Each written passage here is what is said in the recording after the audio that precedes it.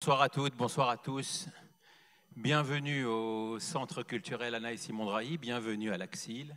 Merci infiniment d'être présent en nombre pour le démarrage de notre nouveau cycle de conférences qui va nous amener du mois de septembre jusqu'à l'été 2025 et que Georges Bensoussan nous fait l'honneur d'inaugurer. Alors j'espère que vous avez bien profité de la trêve estivale. Alors malheureusement, la trêve n'a pas eu lieu pour tout le monde et nous avons été terrassés par la nouvelle dimanche dernier de la perte de 6 de nos otages.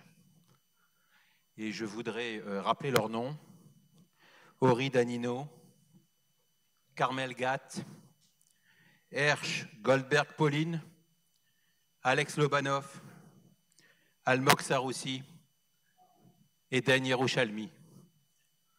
Je vais vous demander, pour commencer, de bien vouloir vous lever et de respecter 1 minute de silence.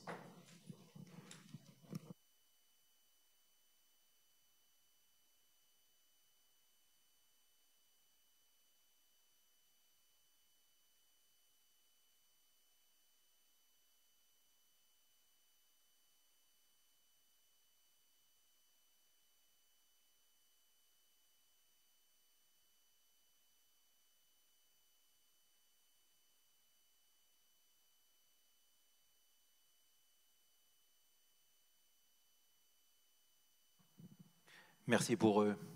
Je rappelle, et ils sont toujours dans nos mémoires, dans nos consciences, qu'ils sont encore 101 otages, prisonniers du Hamas. Nous pensons à eux, nos prières vont vers eux. Alors, ce soir, nous avons l'honneur de recevoir Georges Bensoussan. Alors, Georges Bensoussan, on ne le présente plus, historien, essayiste, les territoires perdus de la République, histoire de la Shoah, histoire du conflit israélo-arabe et ses origines, et également un livre que j'ai retrouvé qui s'appelle « La France soumise » en 2017. Peut-être avez-vous inspiré d'autres personnes, on le saura plus tard, vous nous le direz. Ce soir, Georges Bensoussan nous fait l'honneur de débattre et nous informer et échanger avec nous sur le sionisme. Alors le sionisme, c'est une vaste idée, c'est une vaste conception, c'est très concret pour nous, mais concrètement, le sionisme, c'est quoi? Quelle est la définition du sionisme? Il y en a beaucoup. Moi, je vais juste en retenir une et je vais laisser la parole ensuite à notre rabbin et à notre président, évidemment. Pour moi, le sionisme, et Georges pourra débattre là-dessus, c'est un juif avec une maison, mais pas n'importe où. Je vous souhaite une bonne conférence.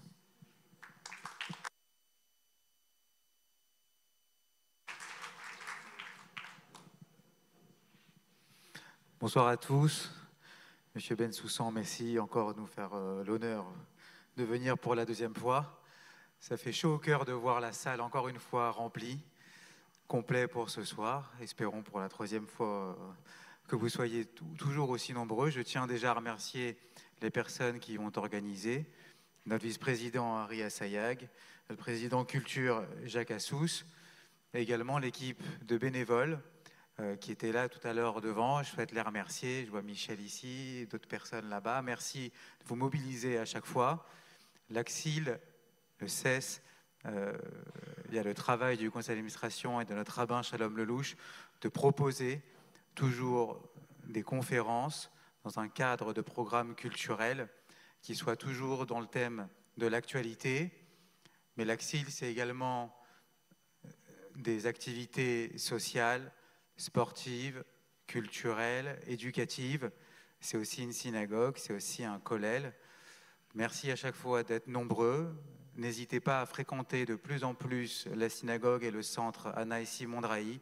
Vous avez à chaque fois, via des QR codes que vous trouvez devant les portes en bas, le groupe WhatsApp de la communauté pour participer aux nombreuses conférences qui vont avoir lieu, comme le disait Ari Assayag, sur plusieurs thèmes communs avec le 19 septembre et le 23 septembre et d'autres conférences dont Harry détaillera à la fin un bref résumé de programme qui nous attend pour les prochaines semaines et les prochains mois.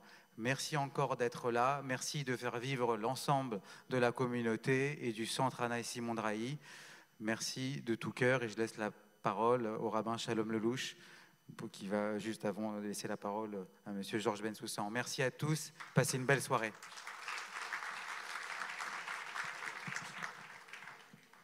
Voilà, très chers amis, je voudrais commencer par, évidemment, comme notre vice-président et notre président, vous adresser notre très sincère et chaleureux remerciement d'avoir accepté notre invitation ce soir pour échanger, discuter et également nous éclairer sur la situation aujourd'hui du sionisme dans le monde, du sionisme tel que nous le concevons aujourd'hui et tel que nous devrions l'appréhender. Et à ce titre-là, on a effectivement, le président l'a dit, le vice-président nous l'a rappelé, le sionisme est aujourd'hui évidemment des valeurs qui se cachent derrière un idéal commun du juif qui pendant des millénaires a été appelé le juif errant. Le juif qui était complètement perdu, qui se baladait de pays en pays et qui était très souvent, c'était à chaque fois cyclique. On s'installait quelque part, on cherchait à nous enraciner dans un pays que nous avons toujours, tous les pays par lesquels nous sommes passés, nous les avons toujours respectés, nous les avons toujours défendus, nous nous sommes toujours battus pour eux. Et il est arrivé effectivement un jour où il y a eu cette proposition d'installer les Juifs dans un pays qui deviendra le leur.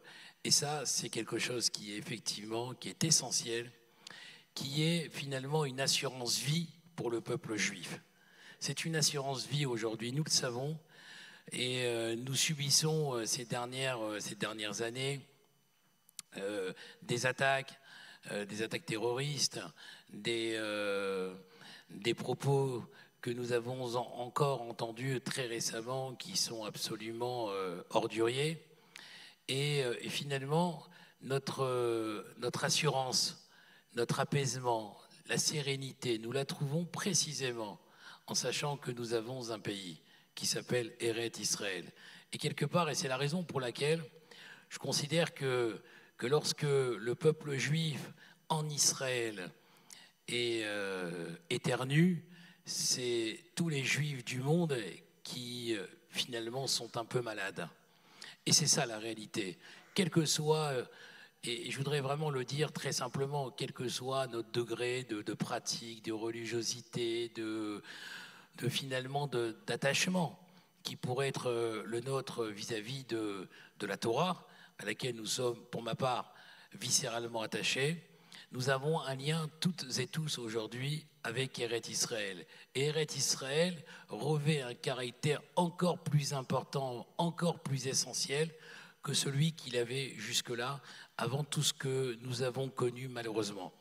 Mais je sais que vous êtes, et je voudrais vraiment vous rendre hommage, mon cher historien, et vous dire que finalement vous avez toujours eu raison un peu avant les autres.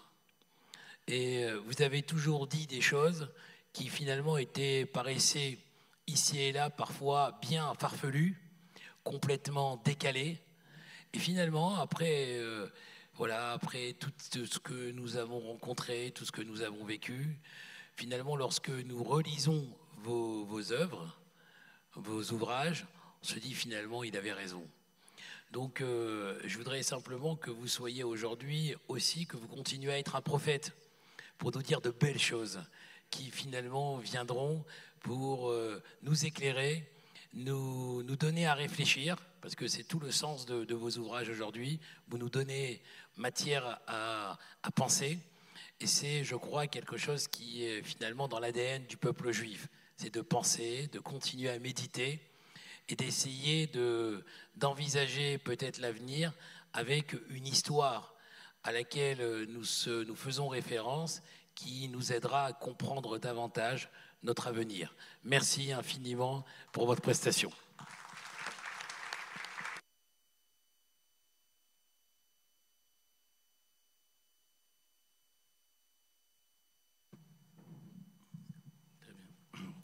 Bien, bonsoir à tous. Merci d'être venus si nombreux. Merci à vous tous, les organisateurs de la communauté de Levallois. Il y a un écho, hein?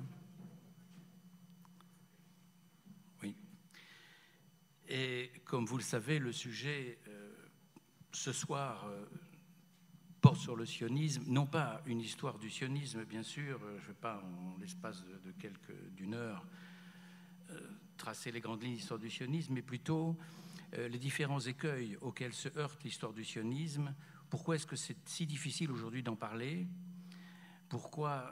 Quels sont les grands argumentaires qui s'opposent justement sur le sionisme? Quels sont les grands récits qui s'opposent sur le sionisme? Et d'abord, tout simplement, pour reprendre un peu ce qu'a dit Ari Assayek tout à l'heure, qu'est-ce que c'est que le sionisme? Commençons par ça. Qu'est-ce que c'est que le sionisme?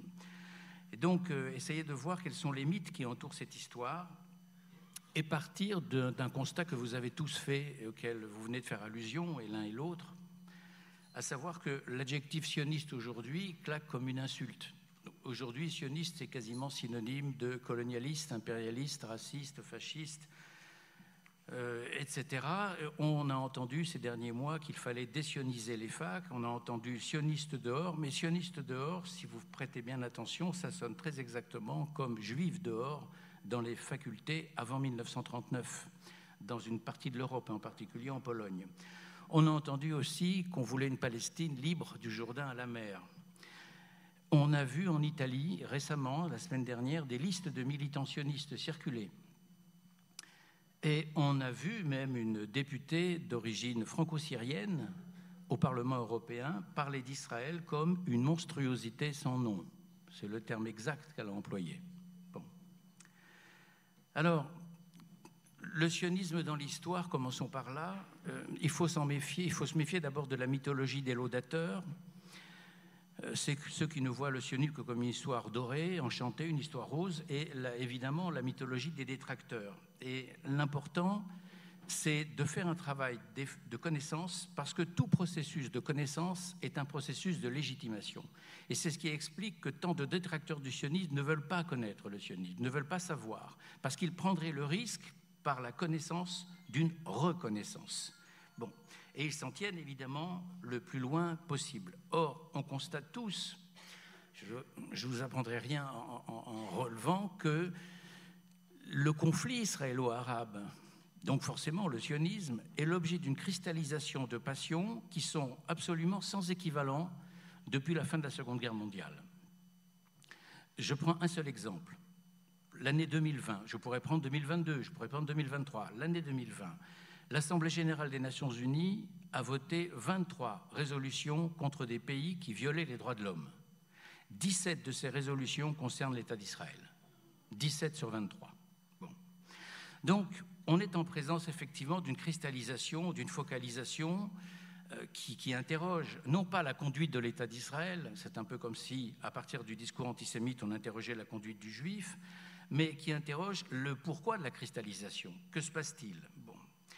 D'emblée, il y a quelque chose qui est occulté, et là j'entre dans le vif du sujet à propos du sionisme, c'est qu'il y a une disproportion dans les enjeux que représente le sionisme. En clair, il y a une double revendication sur la même terre. Une revendication arabe, une revendication juive. Tout le monde le sait. Bon.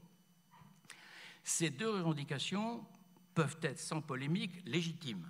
On ne va pas entrer maintenant dans le débat légitimité plus importante l'une que l'autre, peu importe. On va parler de légitimité des deux côtés. Sauf que les enjeux ne sont pas les mêmes des deux côtés. Je m'explique. Pour la partie juive, l'enjeu est total. Eretz Israël, c'est le nom de la Palestine. La Palestine n'existe pas dans le vocabulaire juif, j'y reviendrai dans un instant. Eretz Israël est le seul lieu de l'indépendance nationale juive sur la terre. Il n'y en a pas d'autre. Bon. Pour la partie arabe, l'enjeu est partiel, parce que si vous ôtez l'indépendance arabe à une partie de la Palestine, vous n'ôtez pas l'indépendance arabe à tout le reste du monde arabe qui va du Maroc à l'Irak, en passant par le Yémen et la Syrie.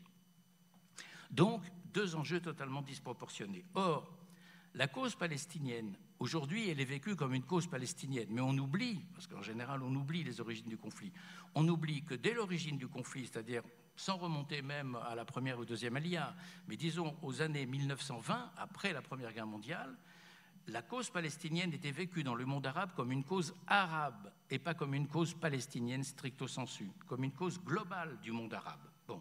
D'ailleurs, le nom de la Palestine ne figurait pas encore dans les années 20. La plupart de ceux qui habitaient la Palestine parlaient de la Syrie du Sud. C'est l'expression qu'ils employaient. En arabe, Souria al-Janoubiya, la Syrie du Sud. Mais le mot Palestine figurait encore rarement. C'est très tardivement, à la fin des années 20 et surtout dans les années 30, que le nom Palestine va s'imposer. D'où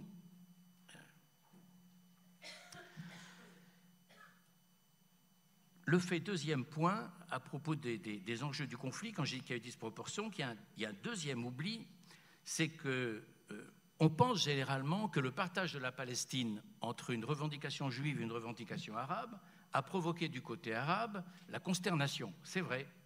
Mais on oublie que l'idée du partage de la Palestine a provoqué du côté juif la même consternation. Pourquoi est-ce qu'on l'oublie ? Parce qu'on a en tête les images de la foule de Tel Aviv ou d'ailleurs qui dansent de joie le soir du 29 novembre 1947, la décision de l'ONU. Mais on oublie qu'au moment du premier partage officiel, le plan Peel britannique 1937, la majorité du mouvement sioniste était contre le plan Peel, donc contre le partage. En novembre 1947, les choses ont un peu changé parce qu'entre-temps, il y a eu entre autres la Shoah, bien sûr, mais les choses ont changé. Mais malgré tout, dans la masse de l'opinion sioniste, c'est contraint et forcé qu'on accepte le plan de partage des Nations Unies. Mais il n'y a pas que cela qu'on oublie. Il y a un deuxième oubli en matière de partage, c'est que lorsqu'on parle de partage de la Palestine, on pense au plan des Nations Unies de 1947. Très bien. Mais en fait, il y a déjà eu un partage de la Palestine en 1922. En 1922, les Anglais, pour des raisons de leur politique interne, ont séparé la Transjordanie de la Cisjordanie. Ils ont donc coupé en deux le territoire, de part et d'autre du Jourdain, et ils ont donc amputé la Palestine historique. La Palestine historique, c'est les deux côtés du Jourdain. Je ne vous apprends rien, vous savez, les 12 tribus d'Israël, il y en a 3 qui sont de l'autre côté du Jourdain, à l'est. Eh bien, les Anglais amputent la Palestine de 78% de son territoire. C'est-à-dire qu'il reste 22%, donc un territoire exigu, misérable, sur lequel il va être très difficile de régler le problème. Et c'est évidemment ce qui va se passer. Bon. Troisième point, lorsque dans les médias, par exemple, surtout depuis le 7 octobre, on parle du conflit, pour les journalistes les plus informés sur le conflit, ceux qui connaissent le mieux la situation, ils remontent à 1948. Bon, les plus ignorants remontent à la guerre des 6 jours ou quelque chose comme ça. Mais même en remontant en 1948, ils vont forcément évoquer la Nakba. Très bien, mais sauf que la Nakba, c'est la fin d'un processus. Si vous voulez comprendre la Nakba, il faut remonter aux années qui précèdent la Nakba, c'est-à-dire à tout ce qui a permis la Nakba, tout ce qui l'a rendu possible. Pourquoi ça s'est passé comme cela ? Mais présenter d'emblée la situation sous l'angle des victimes, adopter une démarche victimaire, ce n'est pas une démarche d'historien. Une démarche d'historien, c'est de considérer qu'en dehors de savoir qui est victime ou qui n'est pas victime dans cette affaire, c'est comment en est-on arrivé là ? Qu'est-ce qui s'est passé précisément historiquement ? Donc 1948, ce n'est pas un point de départ, c'est un point d'arrivée. Donc commençons par ça. Donc l'histoire du conflit, commencer par la Nakba, c'est occulter ce qui a mené à la Nakba précisément, et entre autres occulter, parmi beaucoup d'autres choses, occulter le fait que les Juifs ne sont pas là par hasard, ne sont pas des Martiens qui débarquent en Palestine. Ils sont là parce qu'il y a un enracinement hébraïque sur cette terre, et qu'avant l'esplanade des mosquées, il y avait le mont du Temple. Et qu'avant que cette terre parle l'arabe ou le turc, elle parlait l'araméen et l'hébreu. Et qu'elle continuait d'ailleurs durant toute la période même arabe et ottomane, elle a continué à parler l'araméen dans certaines régions, dans quelques villages, et surtout l'hébreu, parce que les communautés juives qui ne pouvaient pas communiquer entre elles, les unes parlaient le ladino, l'autre le yiddish, communiquaient entre elles par l'hébreu. Donc l'hébreu n'a jamais été une langue morte, je vais y revenir.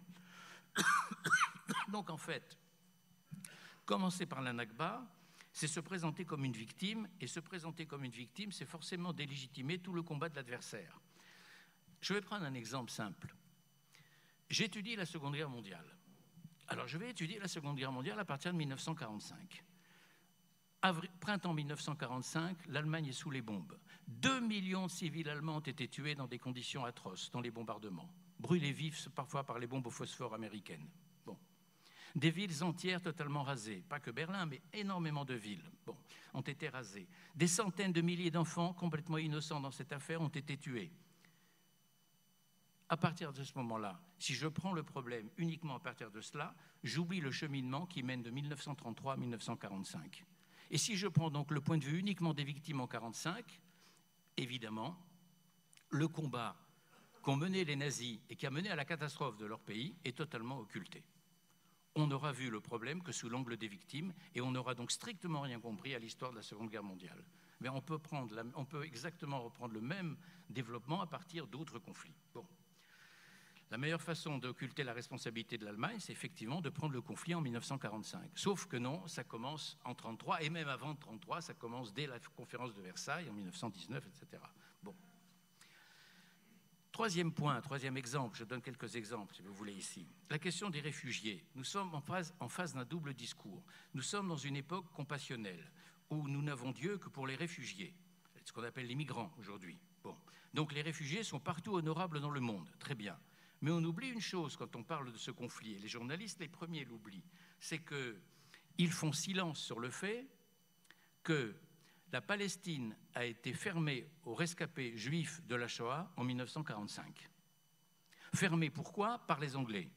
Pourquoi par les Anglais? Parce que les Anglais sont encore présents en Palestine et que forcément ils sont sous la pression de la Palestine arabe et des États arabes en règle générale, où ils ont évidemment de gros intérêts, pour continuer à fermer la Palestine, même aux rescapés de la Shoah. Mais, plus grave, entre 1939 et 1945, alors que les Anglais savent tout du génocide depuis le mois d'août 41, je dis bien 41, pas 42, donc bien avant Treblinka, dès août 41, dès les Einsatzgruppen, les Anglais, parce qu'ils ont décodé les services de renseignements allemands, les codes allemands, les Anglais savent tout ce qui se passe avec les Einsatzgruppen sur le front de l'Est. Les Anglais, malgré leur connaissance absolue du génocide dans les détails, c'est Churchill qui prononce ce mot à la BBC, nous sommes en présence d'un crime qui n'a pas de nom. Il sait de quoi il s'agit, d'un crime qui n'a pas de nom. Eh bien, malgré cela, les Anglais maintiennent fermés les ports de la Palestine à tous les rescapés qui pourraient y entrer, ou en tous les cas à tous ceux qui se sauvent de l'Europe hitlérienne. Bon. Pourquoi? Pas par antisémitisme, c'est plus subtil que ça. Par pression, évidemment, du monde arabe, parce qu'ils ne veulent pas, en pleine guerre mondiale contre l'Allemagne nazie, ils ne veulent pas se mettre à dos les États arabes dans lesquels ils ont des intérêts ou même qui pourraient se retourner contre eux, tout simplement. Donc, on est ici, entre 1939 et 1945, à une situation de non-assistance à peuple en danger. Et ça, tout le monde l'a oublié. Alors que, justement, comme je l'ai dit, nous sommes dans une époque très ouverte à toute la question des réfugiés. Alors j'en arrive maintenant à la deuxième question centrale. Le sionisme, qu'est-ce que c'est sur le fond? D'abord, il y a quelque chose qui est frappant, c'est que c'est l'un des rares mouvements politiques au monde à bénéficier d'un substantif antonyme. On dit antisionisme, on dit anticapitalisme, anti-impérialisme, antiracisme, antifascisme. Oui, mais ça concerne des milliards d'hommes sur la planète. Mais antisionisme, ça concerne un peuple de 14 millions de personnes, 14 millions, dont la moitié vit en Israël. C'est rien. À l'échelle de la planète, je n'ai pas fait le calcul, mais c'est 0, quelque chose. Bon. Donc, ça, c'est le premier point qui frappe, si vous voulez. Antisionisme, c'est devenu une véritable passion mondiale, alors que ça concerne un peuple minuscule sur la planète et un État tellement minuscule que sur un globe terrestre, on ne le voit pas. Bon. Il faut vraiment avoir de bons yeux pour savoir où est Israël. Parce qu'effectivement, l'État d'Israël, dans ses frontières de 67, entre la mer et Kalkilia ou Toul-Karem, à la hauteur de Netanya, c'est 18 km. Bon, pas plus. Bon. Le sionisme est recouvert par des strates de diabolisation depuis la conférence de Durban et même avant la conférence de Durban. Il faut se rappeler, tout le monde l'a oublié, l'énorme propagande soviétique anti-sioniste depuis les années 50. Le monde soviétique, le monde communiste russe, soviétique, a inondé le monde entier dans des brochures dans toutes les langues de la Terre contre le sionisme jusqu'à la chute de l'URSS en 1991. 40 ans de littérature infâme. Peut-être, moi je suis assez vieux maintenant pour avoir lu ces brochures dans les années 70, 60-70, peut-être certains les connaissent-ils. C'était quelque chose qui est la vraie matrice de l'antisionisme délirant aujourd'hui d'un certain nombre du monde gauchiste, de LFI ou d'autres. La matrice, elle est là. Ces gens-là n'ont pas inventé l'antisionisme tout d'un coup. Bon. Quand je dis donc stigmatisation du sionisme, au point qu'aujourd'hui c'est devenu une insulte, un signe répulsif, on dit sale sioniste comme on dit sale fasciste par exemple, ça occulte finalement des questions historiques de base parce que sur le fond c'est devenu un tel enjeu de passion qu'on a envie de dire à tous ceux qui s'écharpent sur la question exactement ce que Marc Bloch, le grand historien du Moyen-Âge français, avant-guerre, disait aux historiens de la Révolution française qui s'écharpaient sur Robespierre. Il y avait les anti, les pros. Bon. Et il leur avait dit cette phrase toute simple qu'on peut appliquer au sionisme. Par pitié, leur disait-il, robespierriste, anti-robespierriste, dites-nous quel fut Robespierre. C'est tout. Mais ici, on a envie de dire, qu'est-ce que le sionisme? Tout bêtement. Premier point, est-ce qu'on peut parler de sionisme à partir d'un certain nombre d'expressions courantes dans le monde juif, comme l'an prochain à Jérusalem? Est-ce que c'est déjà du sionisme? Est-ce que le sionisme est en rupture avec l'histoire juive ou est-ce que c'est en continuité avec l'histoire juive? Est-ce qu'au début du sionisme, c'est-à-dire à la fin du XIXe siècle, le lieu d'installation de la patrie juive est déjà établi? La Palestine ottomane, Eretz Israël pour les Juifs, oui ou non? Et d'ailleurs, comment désigner cette terre? Eretz Israël ou Palestine? Bon, alors commençons par là. Palestine, je le rappelle, je pense que tout le monde le sait dans cette salle, mais rappelons-le, c'est le nom imposé par les Romains au IIe siècle à la province, après la révolte de Bar Korba, qui est la dernière grande révolte juive d'indépendance. Pour effacer toute trace de présence juive en Palestine, en Eretz Israël précisément, on a débaptisé, les Romains ont débaptisé la province, ils l'ont appelée Palestine du nom de Philistins, du nom d'un peuple de l'Antiquité, le long de la côte, qui a été vaincu par les Hébreux. Et ils ont tenté d'ailleurs aussi de débaptiser Jérusalem, qu'ils ont appelé Elia Capitolina, la ville haute. Finalement, ça n'a jamais vraiment pris. En revanche, Palestine, c'est un terme qui a pris, mais qui n'a pris qu'en Occident. Parce qu'en 1890, ou 1900, au moment où le mouvement sioniste politique démarre vraiment, pour un juif d'aussi bien de Pologne que du Maroc, Palestine, ça ne veut pas dire grand-chose. Eretz Israël, il sait ce que c'est. Pour un juif de Tzfat ou de Jérusalem, Palestine, ça ne veut rien dire. Il connaît Eretz Israël. Pour un arabe, c'est la même chose. Il ne connaît pas la Palestine, il connaît la Syrie. La Palestine, ça fait partie d'une province d'un vaste ensemble qui comprend le Liban actuel, la Syrie, la Jordanie et Israël et les territoires palestiniens d'aujourd'hui. Alors finalement, la Palestine, ça dit quoi et à qui? Ça dit quelque chose aux Occidentaux seulement, aux Occidentaux de culture chrétienne. C'est chez eux que le mot de la Palestine s'est réellement installé. Bon. Donc, moi, par commodité, je vais parler de Palestine ici, bien sûr, mais encore faut-il toujours garder à l'esprit que pour les Juifs, ça n'a strictement aucun sens. Bon. Deuxième point concernant l'histoire du sionisme lui-même, la mythologie du sionisme, elle est aussi le fait des Juifs eux-mêmes. Elle n'est pas seulement le fait des détracteurs du sionisme. Par exemple, un grand nombre de Juifs considèrent que tout retour à Sion, tout alia, si vous préférez, est déjà du sionisme. Or, il y a eu des aliotes religieuses, il y en a eu tout au long de l'histoire. Il n'y en a pas eu qu'une ou deux ou trois ou quatre, non, il y en a eu tout le temps. Parfois très importantes, des groupes entiers de centaines et centaines de familles qui venaient de Pologne ou d'ailleurs, qui ont immigré. Parfois des aliotes très minuscules, individuels, de 10, 20, 30, 40, 50 personnes. Mais enfin, tout au long de l'histoire, il y en a eu. Est-ce que ces aliotes religieuses qui souvent s'installaient à Jérusalem ou à Tzfat, ou à Hébron aussi, Hebron, c'était parfois à Tibériade aussi, c'était les 4 grandes villes du judaïsme. Est-ce que ces aliotes peuvent être qualifiés de sionistes?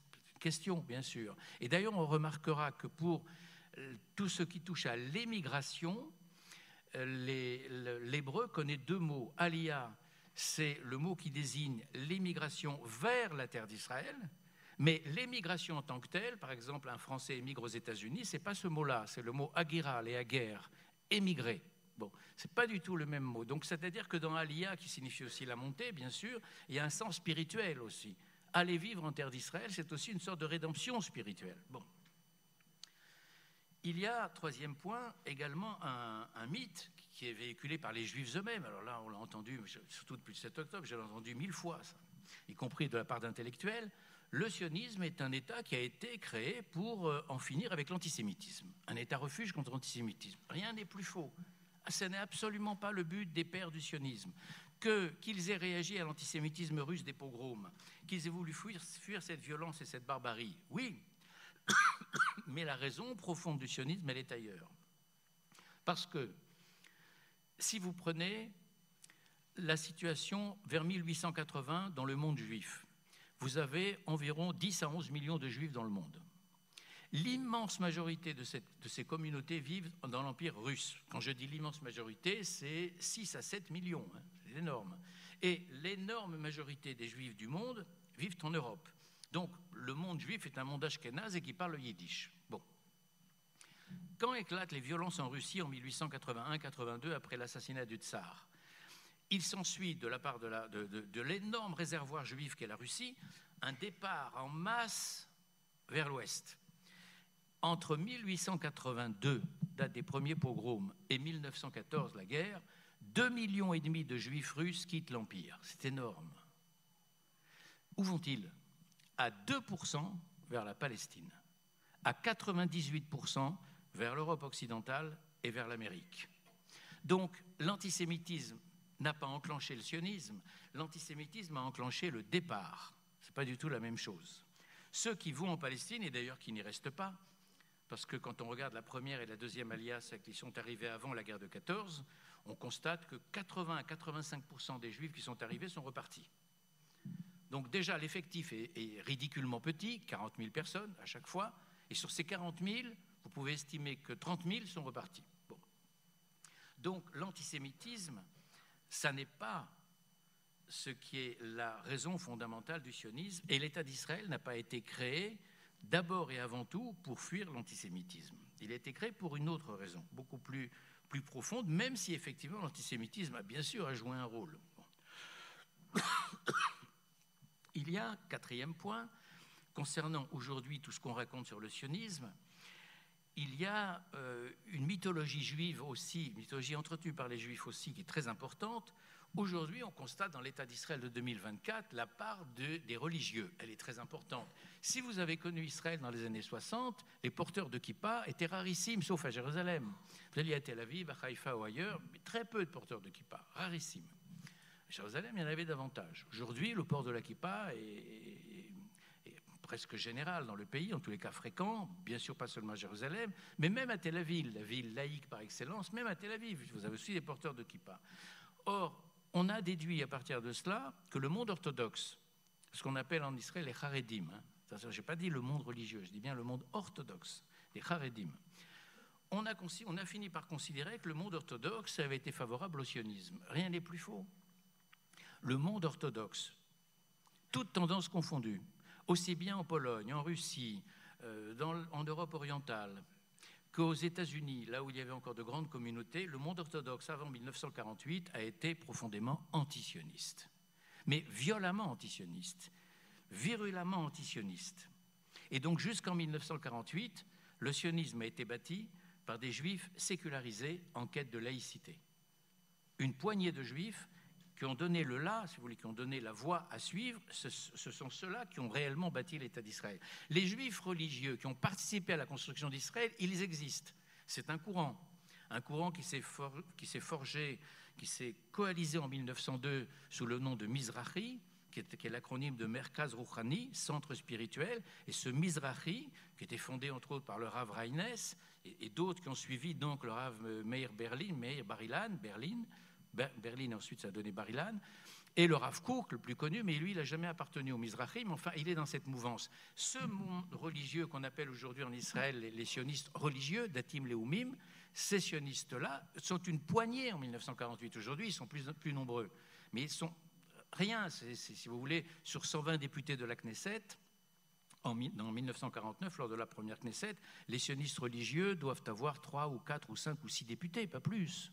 C'est tout. Bon. C'est donc, encore une fois, projeter la situation actuelle sur la situation ancienne, et c'est une erreur. Bon.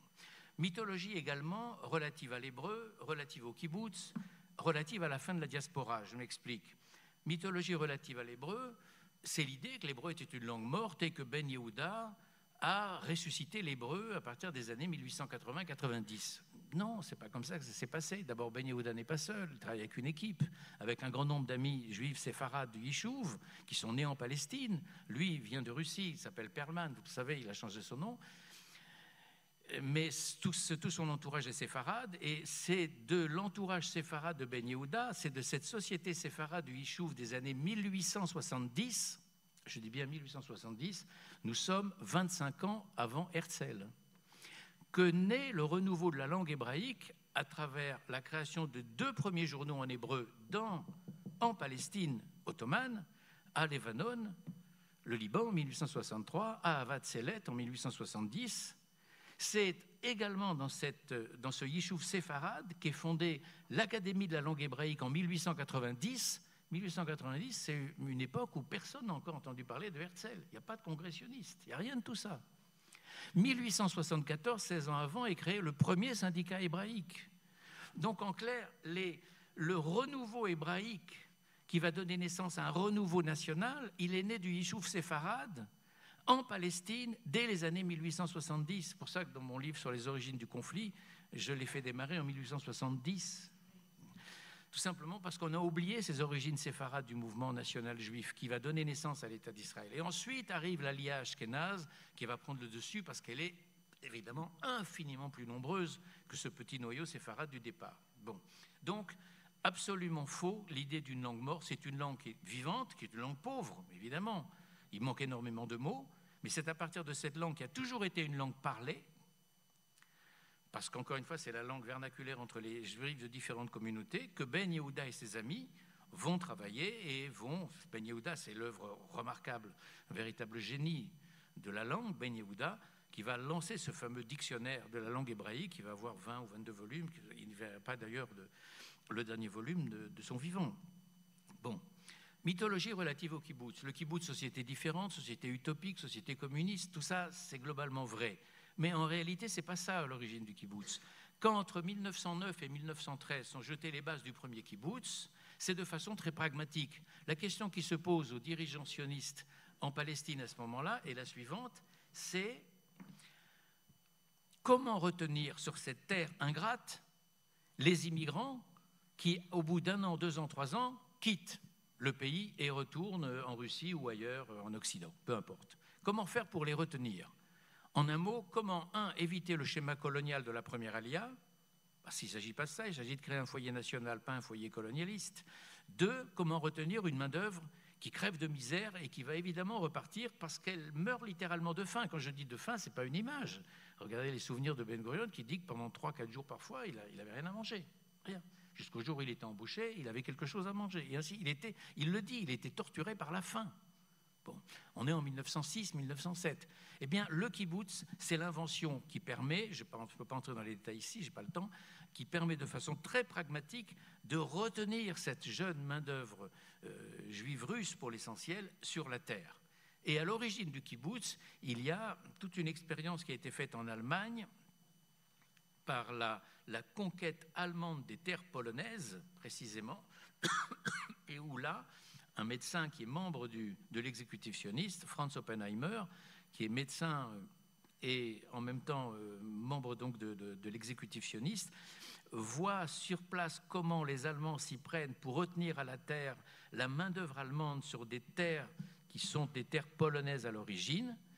Eh bien, c'est par les fermes, etc., par une sorte d'agriculture collective. Et c'est cette agriculture collective qui va permettre de retenir cette fameuse main-d'œuvre, précisément. Et enfin, dernier point concernant les mythologies, mais il y en a d'autres, mythologie relative à la fin de la diaspora. C'est-à-dire qu'on a pensé qu'avec la création, avec le sionisme et la création de l'État juif, la diaspora allait disparaître. Pendant les 50 ans qui ont suivi la création de l'État d'Israël, c'était faux. C'était même l'inverse, c'est-à-dire que le sionisme a renforcé la conscience nationale juive en diaspora. Pourquoi ? Parce que le sionisme a permis à un grand nombre de juifs de la diaspora de demeurer juifs par un biais national, sans faire l'Aliyah et sans rejoindre les rangs de la Torah, c'est-à-dire les rangs de la pratique religieuse. Bon. Et ça a fonctionné comme ça à peu près pendant une 50aine, une 60aine d'années. Aujourd'hui, ce que je dis, c'est beaucoup moins vrai. Bon, parce qu'aujourd'hui, on doit bien constater ce fait. En 1948, l'État d'Israël représente à peine 5 à 6% des Juifs du monde, malgré la Shoah. Aujourd'hui, l'État d'Israël rassemble la moitié des Juifs du monde. Et c'est une tendance qui va s'accentuer, bien sûr. Alors, j'en reviens à la question du départ. Le sionisme, qu'est-ce que c'est? J'ai dit à l'instant, finalement, ce n'est pas la fuite devant l'antisémitisme. Donc, à la limite, je dirais, ce n'est même pas donc la création d'un État juif. Si, malgré tout, c'est la création d'un État juif, mais ce n'est pas ça la raison fondamentale. Le sionisme, c'est d'abord, et ça a été totalement perdu de vue par tous ceux qui parlent du conflit aujourd'hui et qui voient le sionisme comme un mouvement impérialiste et de domination. Le sionisme, c'est la volonté d'en finir avec une condition aliénée, avec une condition passive et humiliante, avec une condition de souffrance. Et ça, tout le monde l'a oublié. Je vous renvoie simplement à un vieux livre d'Albert Memmi, Portrait d'un juif, 1962. Ce livre a 60 ans. Relisez-le, moi je l'ai lu, j'avais 17 ans, je l'ai relu il y a quelques années, à mes yeux, il n'a pas pris une ride. C'est un livre de génie. C'est l'un des plus beaux portraits qu'on ait fait de la condition juive. Bon. Quand je dis que c'est une condition de souffrance, je vais prendre 2 exemples. On pourrait passer la soirée à ça, mais 2 exemples suffiront. Un en Allemagne, l'autre en France. En Allemagne, nous sommes avant la guerre de 14. Walter Rathenau, grand industriel allemand, juif, c'est le fondateur de la firme d'électronique et d'électricité AEG, tout le monde connaît. Bon. Rathenau est présenté au chancelier allemand de l'époque, von Bülow. Et le jour de l'audience, il lui déclare ceci: « Excellence, avant d'être reçu par vous, je dois vous faire une déclaration qui est en même temps une confession. Excellence, je suis juif. » Fin de citation. Deuxième exemple, c'est dans La recherche du temps perdu de Proust. Proust met en scène un personnage juif en particulier, il y en a d'autres, il y a Swann, mais il y a Bloch. Le personnage juif en question, c'est Bloch. Et à un moment donné, dans un dialogue, Bloch dialogue avec un aristocrate dans une soirée mondaine, une soirée parisienne, et cet aristocrate l'interroge sur ses origines israélites. Et Proust écrit ceci, Proust écrit que Bloch lui répond, il lui répond par l'affirmative, qu'il a donc des origines israélites, et Proust écrit ceci, qu'il lui répond comme s'il était le fils d'un forçat. Voilà, tout est dit. Toute l'intelligence, la subtilité de Proust est là, en 2 mots, dont la mère était juive, je le rappelle. Bon. Cette identité honteuse, avec des guillemets honteuses bien sûr, elle emprisonne. Pourquoi? Parce que le juif de la diaspora, on lui demandera toujours d'en faire plus pour prouver qu'il est légitime dans la nation qu'il a accueillie. On lui demandera toujours d'en faire plus que les nationaux. Et il y aura donc toujours une méfiance qui va l'entourer. 2 exemples. Affaire Dreyfus. Comment réagit l'establishment juif au moment de l'affaire Dreyfus? Il réagit par le silence. C'est Léon Blum, en 1935, au moment où le capitaine meurt, Blum publie ses souvenirs sur l'affaire. Et il a d'une page, c'est un très beau livre qui a été réédité en poche récemment. C'est très beau comme livre. Et il dit, au moment de l'affaire, tout Israël faisait le dos rond, on attendait que l'orage passe. Mais vous n'avez pas un seul grand notable de la communauté juive de l'époque à prendre position en faveur du capitaine, pas un seul. Il y a 2 ou 3 exceptions, bien sûr. Il y a le grand rabbin de France, Tzadok Khan, qui était plus courageux que la moyenne, c'est pas difficile. 2, il y a Théodore Reinhardt, l'un des 3 frères Reinhardt. Il y a évidemment Bernard Lazare, mais Bernard Lazare, c'est un anarchiste, c'est pas vraiment un notable. Voilà, on les compte sur les doigts d'une main. Et d'ailleurs, quand Bernard Lazare meurt en 1903, très jeune, Peggy raconte dans Notre jeunesse les obsèques de Bernard Lazare. Il y avait qui derrière le corbillard? Pas un membre de la communauté juive établie, pas un membre de l'establishment. Ça n'a pas changé. Bref, sur le fond, je donnerai un 2e exemple. La Shoah. Entre 1941 et 1945, le New York Times, systématiquement, place les nouvelles concernant la Shoah en Europe, qu'on n'appelle pas encore la Shoah, bien sûr, en page intérieure. Alors que d'autres journaux, comme le Washington Times, par exemple, ou d'autres journaux même de l'intérieur des États-Unis, placent les nouvelles du massacre des Juifs en Europe, qui arrivent à partir de 1942, de plus en plus nombreuses, en première page. Dans le New York Times, jamais. La raison, elle est simple. Le patron du New York Times s'appelle Sulzberger. Il est juif. Un certain nombre de journalistes sont juifs. ils ne veulent pas qu'on les soupçonne de mettre en avant la souffrance des Juifs parce qu'ils sont Juifs. Donc ils en arrivent à édulcorer, à minimiser même l'ampleur de la catastrophe, précisément parce qu'ils sont Juifs. Une anecdote très, très rapide. En 46-47, Weizmann se trouve à Londres et Sulzberger est en même temps à Londres. Et une princesse quelconque britannique lui dit « Vous savez, Sulzberger, le patron de New York Times, c'est ici, vous devriez le rencontrer. » Weizmann dit « Aucune raison de rencontrer ce bonhomme. Aucune raison de rencontrer le personnage. » Voilà.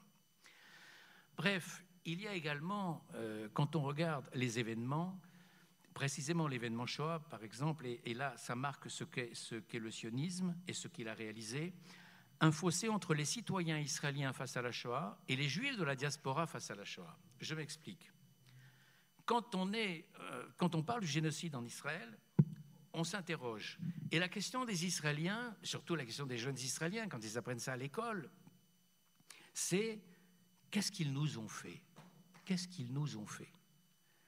Mais en diaspora, la question essentielle, celle qui revient toujours, c'est qu'est-ce qui nous est arrivé ? Ce n'est pas du tout le même sens. Qu'est-ce qu'ils nous ont fait ? C'est nous sommes un peuple. Qu'est-ce qu'ils nous ont fait comme peuple ?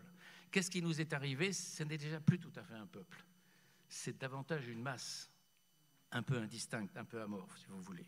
Et c'est ce qui explique que l'Université hébraïque de Jérusalem n'a pas accepté l'étude de l'antisémitisme dans les matières enseignées avant 1948, ni l'étude du yiddish, précisément. Parce que ça, c'était le monde de la diaspora.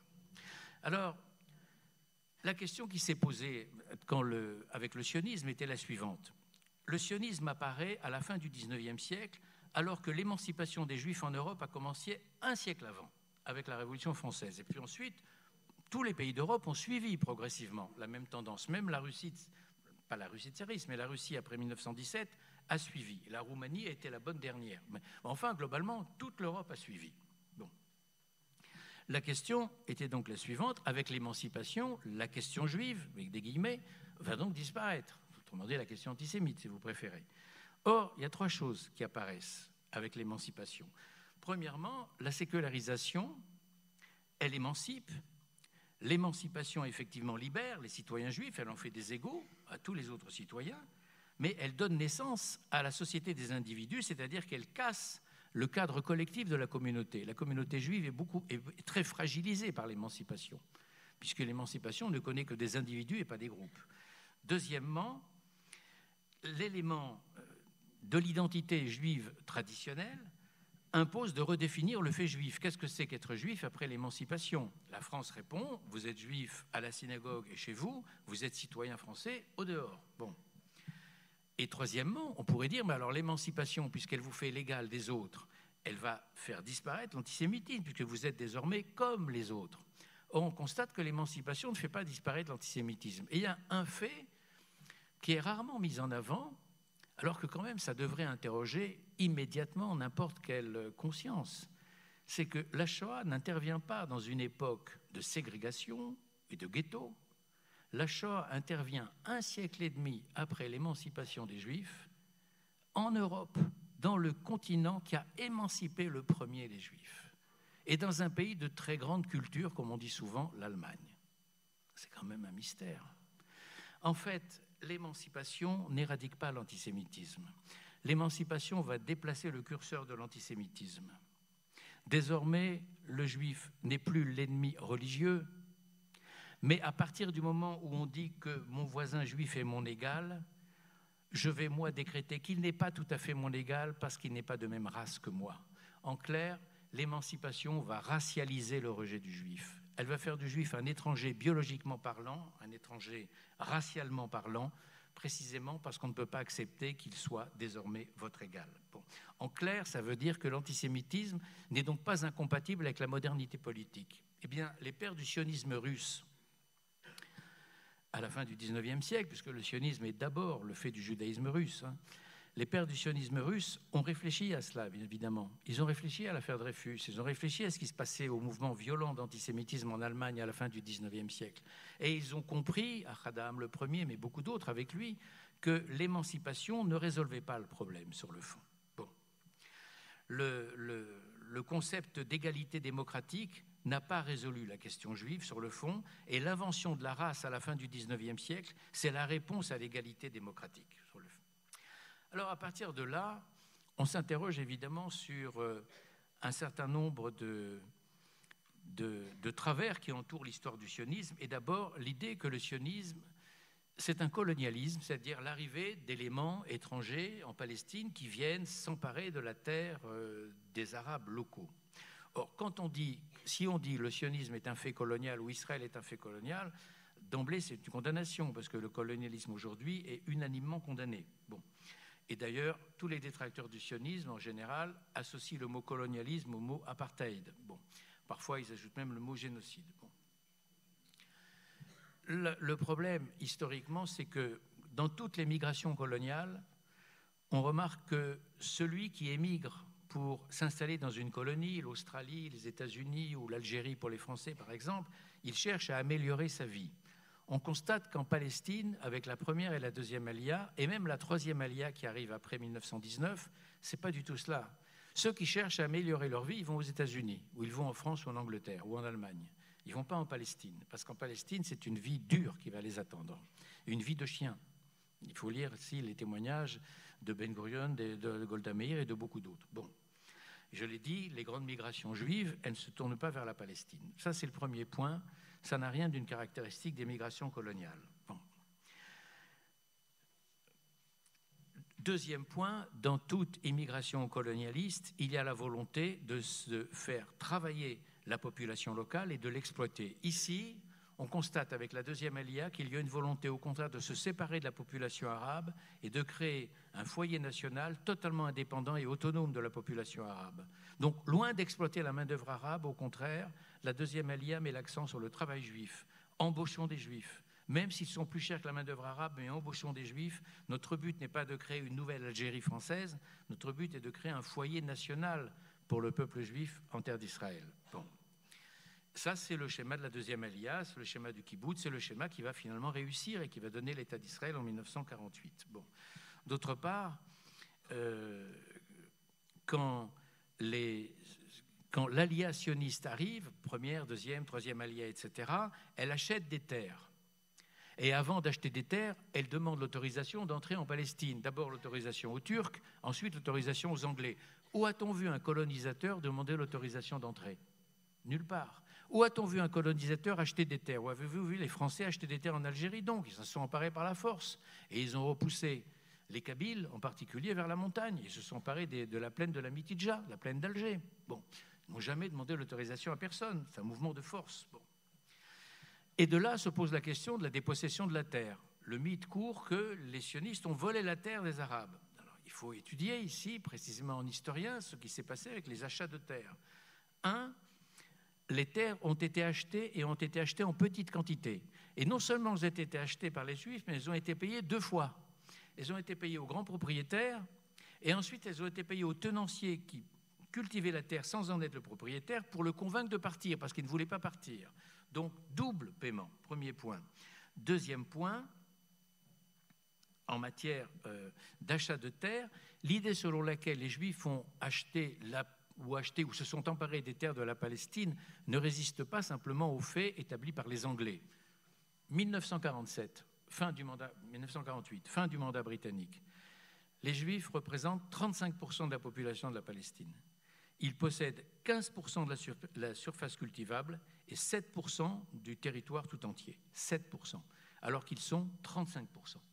Donc leur possession de la terre ne correspond pas du tout à leur importance dans la population. Troisième point. En général, quand un colonisateur arrive, il arrive avec sa culture et sa langue, une langue complètement étrangère. Les Français arrivent avec le français dans un pays qui parle l'arabe, qui s'appelle l'Algérie, l'arabe ou le kabyle. Bon. Ici, les Juifs arrivent avec une langue qui s'appelle l'hébreu. Est-ce que l'hébreu est une langue étrangère à cette terre? Non, il suffit de regarder les cartes, même les cartes de la Palestine ottomane. Regardez les cartes, elles existent, elles figurent dans les grandes bibliothèques israéliennes. Regardez les grandes cartes murales et vous verrez que derrière tous les toponymes turcs ou arabes, vous pouvez gratter le toponyme turc et arabe et vous avez le toponyme hébraïque. C'est-à-dire que la plupart des toponymes, vous les retrouvez dans la Bible. Tous, ou pratiquement tous, vous les retrouvez. Donc, on n'est pas là, ici, en face d'étrangers qui arrivent avec une culture étrangère et une langue étrangère. on est face à une population qui arrive dans une terre avec laquelle elle estime avoir un lien essentiel. Bon, et j'ai parlé tout à l'heure du renouveau hébraïque avant le sionisme organisé, à partir du Yishuv séfarade, à Levanon, à Vatzelet, les journaux, l'Académie de la langue hébraïque, Ben Yehuda et ses amis séfarades, etc. Bon. Et puis il y a, toujours autour de cette histoire du sionisme, une énorme mythologie autour du conflit. Alors, en particulier, si vous avancez l'idée que les Juifs retournent vers la terre d'Israël parce que c'est la terre qui est leur berceau historique, on vous dira, mais enfin, vous imaginez si tous les peuples du monde faisaient la même chose, le chaos qui en résulterait sur la planète. Oui, mais aucun peuple du monde ne fait cela. Pourquoi? Parce qu'ils n'ont pas besoin d'y retourner. Je vais prendre un exemple simple. Certes, les musulmans étaient en Espagne jadis. Ils ont conquis l'Andalousie. Ils y sont restés 7 siècles. Ils en ont été chassés. Alors aujourd'hui, un certain nombre d'Arabes vous diront, et si nous revenions nous aussi en Andalousie? La question est la suivante. Que représente l'Andalousie pour l'imaginaire arabo-musulman? Rien. Pour l'imaginaire arabo-musulman, les lieux saints, c'est la Mecque et Médine. Éventuellement Jérusalem en 3e lieu, mais d'abord la Mecque et Médine. C'est ça la direction de la prière. On ne dirige pas, quand un musulman prie, il se dirige vers la Mecque, il ne dirige pas vers Séville. Bon, ça c'est le premier point. Deuxièmement, on pourrait dire, mais enfin, les Italiens d'aujourd'hui sont les descendants de l'Empire romain. Très bien. Mais alors, on pourrait dire, mais enfin, et si les Italiens d'aujourd'hui redemandaient l'Angleterre puisqu'ils sont allés jusqu'à la frontière de l'Écosse avec le mur d'Adrien? C'est vrai, ils y sont allés. C'est vrai. Et aujourd'hui, les Italiens ne revendiquent pas l'Angleterre. Pourquoi? Parce que représente l'Angleterre dans l'imaginaire national italien? Rien. Strictement rien. Que représente la terre d'Israël dans l'imaginaire national juif? Tout. Absolument tout. Pourquoi? Non pas parce que, comme on le dit naïvement, les Juifs ont jadis habité cette terre. On vous dira, oui, mais alors en matière de droit d'antériorité, on pourrait rétorquer que ceci, que cela. C'est parfaitement vrai, ça. Ce n'est pas un argument. Non. L'important n'est pas que les Juifs aient jadis habité cette terre. La seule importance est la suivante, c'est qu'ils sont habités par cette terre. C'est ça la différence. C'est-à-dire que toute la vie juive est imprégnée de la terre d'Israël du matin au soir. Toute la liturgie juive est imprégnée. Dans les prières quotidiennes, 3 fois, la terre d'Israël est mentionnée chaque jour, 3 fois. Dans le cérémonial du Seder de Pessah, c'est l'an prochain à Jérusalem. Dans surtout la cérémonie du mariage, d'un bout à l'autre des mondes juifs, depuis l'Ouzbékistan jusqu'aux États-Unis, en passant par la Pologne, la Norvège, le Maroc ou autre chose, vous avez au moment de la cérémonie des anneaux, la cérémonie du verre brisé, qui est « si je t'oublie, Jérusalem, que ma droite m'oublie, que ma langue se dessèche dans mon palais, etc. » Et le verre brisé, c'est la destruction du temple.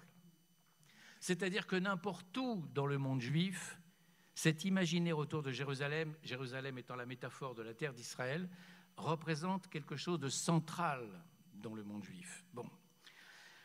Et faire l'économie de cela, faire l'économie de ce rappel-là, c'est ne rien comprendre au conflit, bien sûr. Bon. De même, quand aborder l'histoire du conflit, c'est forcément l'aborder dans un contexte large. C'est-à-dire, si on l'aborde simplement dans le contexte israélo-palestinien, on ne comprend rien à la suite. Je m'explique. Lorsque Herzl ouvre le premier congrès sioniste en 1897, il a à côté de lui un ami proche, le médecin Max Nordau. Nordau restera son ami jusqu'à sa mort en 1904. Il est de tradition que Nordau prononce un discours après celui d'Herzl sur l'état des communautés juives dans le monde.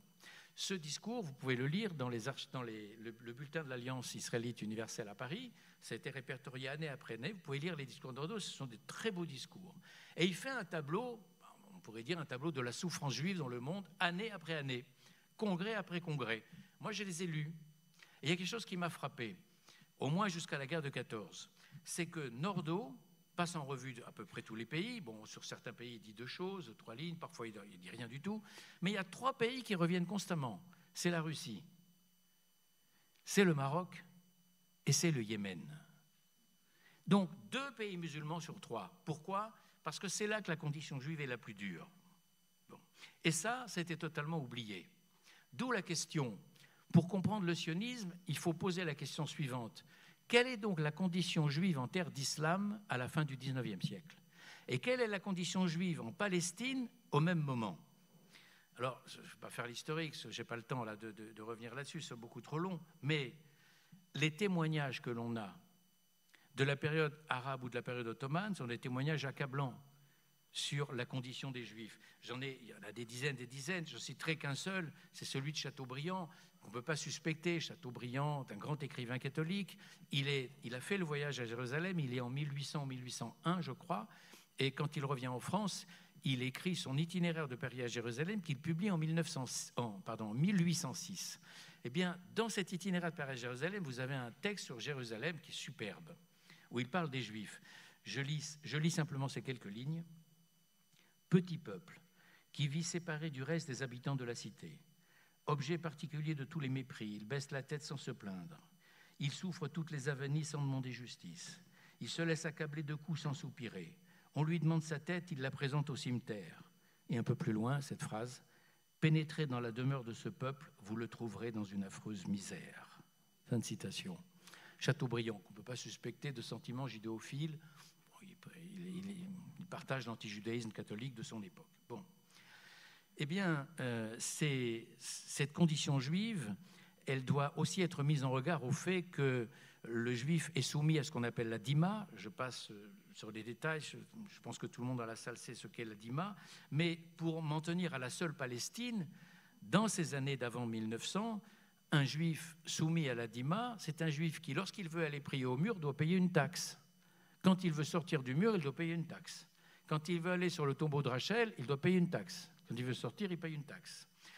Et ce sont ces juifs-là également qui sont soumis au pogrom de Tzfat en 1834 et en 1838, et à toutes les avanies que réserve l'islam à la condition juive. Bon.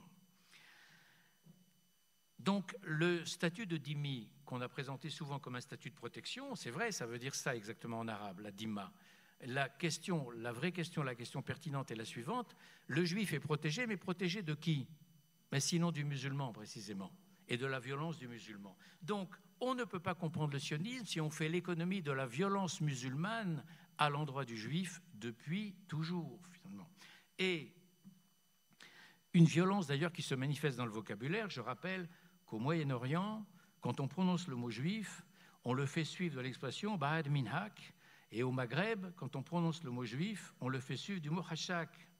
Dans les deux cas, ça signifie, on pourrait le traduire par chas v'shalom, c'est ça, excusez-moi, que Dieu m'en préserve, etc. On s'excuse d'avoir prononcé un mot aussi grossier que le mot juif. Et on dit exactement la même chose quand on prononce le mot chien, kelb en arabe. On dit la même chose, hachak ou ba'ad minak au Moyen-Orient. On s'excuse de prononcer quelque chose d'aussi sale dans la bouche que le mot juif. Bon. Il ne faut pas oublier cette dimension-là. Et quand le mouvement sioniste arrive et qu'il prétend récupérer la terre d'Israël parce qu'il a des droits sur cette terre-là, parce que cette terre-là parle l'hébreu depuis 3000 ans et que la Bible a été rédigée en hébreu et pas en araméen, eh bien, on ne peut pas imaginer dans l'économie psychique de l'islam céder une terre à la dernière des créatures, c'est-à-dire à la créature juive sur le fond. Et une terre de surcroît qui est décrétée musulmane pour la fin des temps, puisque là où l'islam est passé, l'islam doit triompher une fois pour toutes. C'est-à-dire que nous sommes tous appelés à devenir un jour ou l'autre musulmans. Bon. Donc, j'en reviens.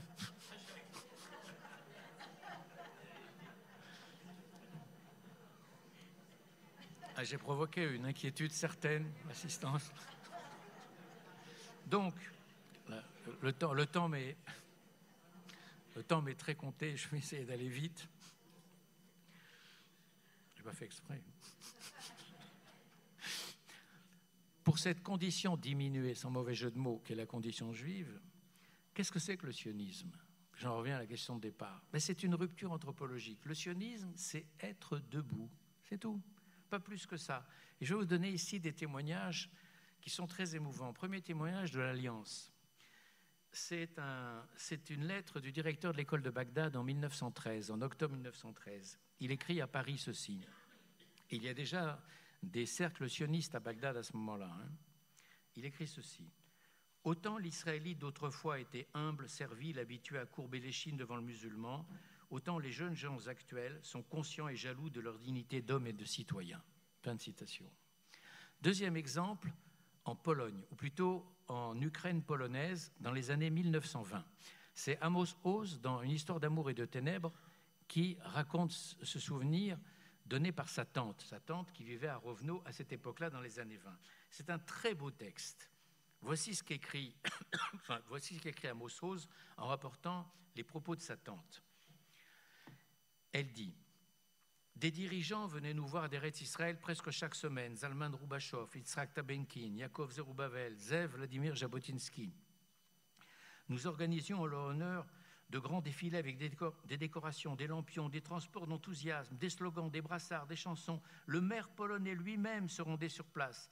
Et on avait un peu l'impression d'être un peuple, nous aussi, et non plus un tas d'ordures.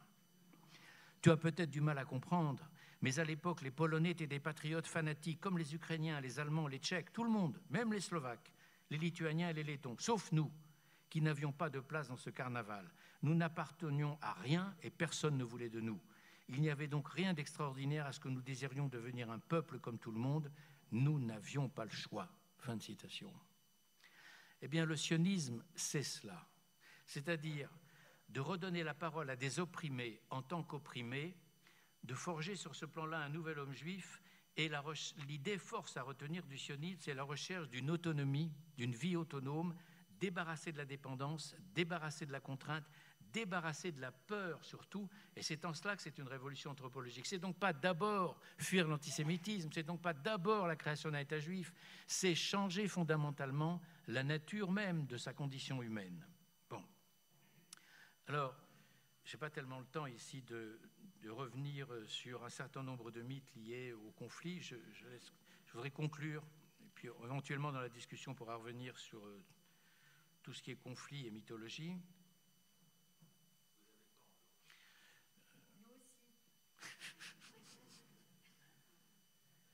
Alors je dirais simplement,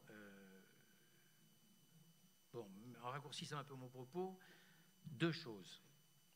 Premièrement, tout ce qui est autour du sionisme et la mythologie arabe autour du sionisme. Et deuxièmement, comment on pourrait résumer anthropologiquement ce qu'a été le sionisme comme révolution. Bon. Premièrement, la mythologie arabe. Pourquoi je parle de mythologie arabe? Tout simplement parce que ce que la plupart des gens ne savent pas, et surtout les journalistes qui ont une responsabilité importante dans cette histoire, c'est que l'immigration juive en Palestine et la mise en valeur du pays a entraîné une immigration arabe très forte. Et on le voit dans les statistiques et dans les relevés de la population établis par les Anglais.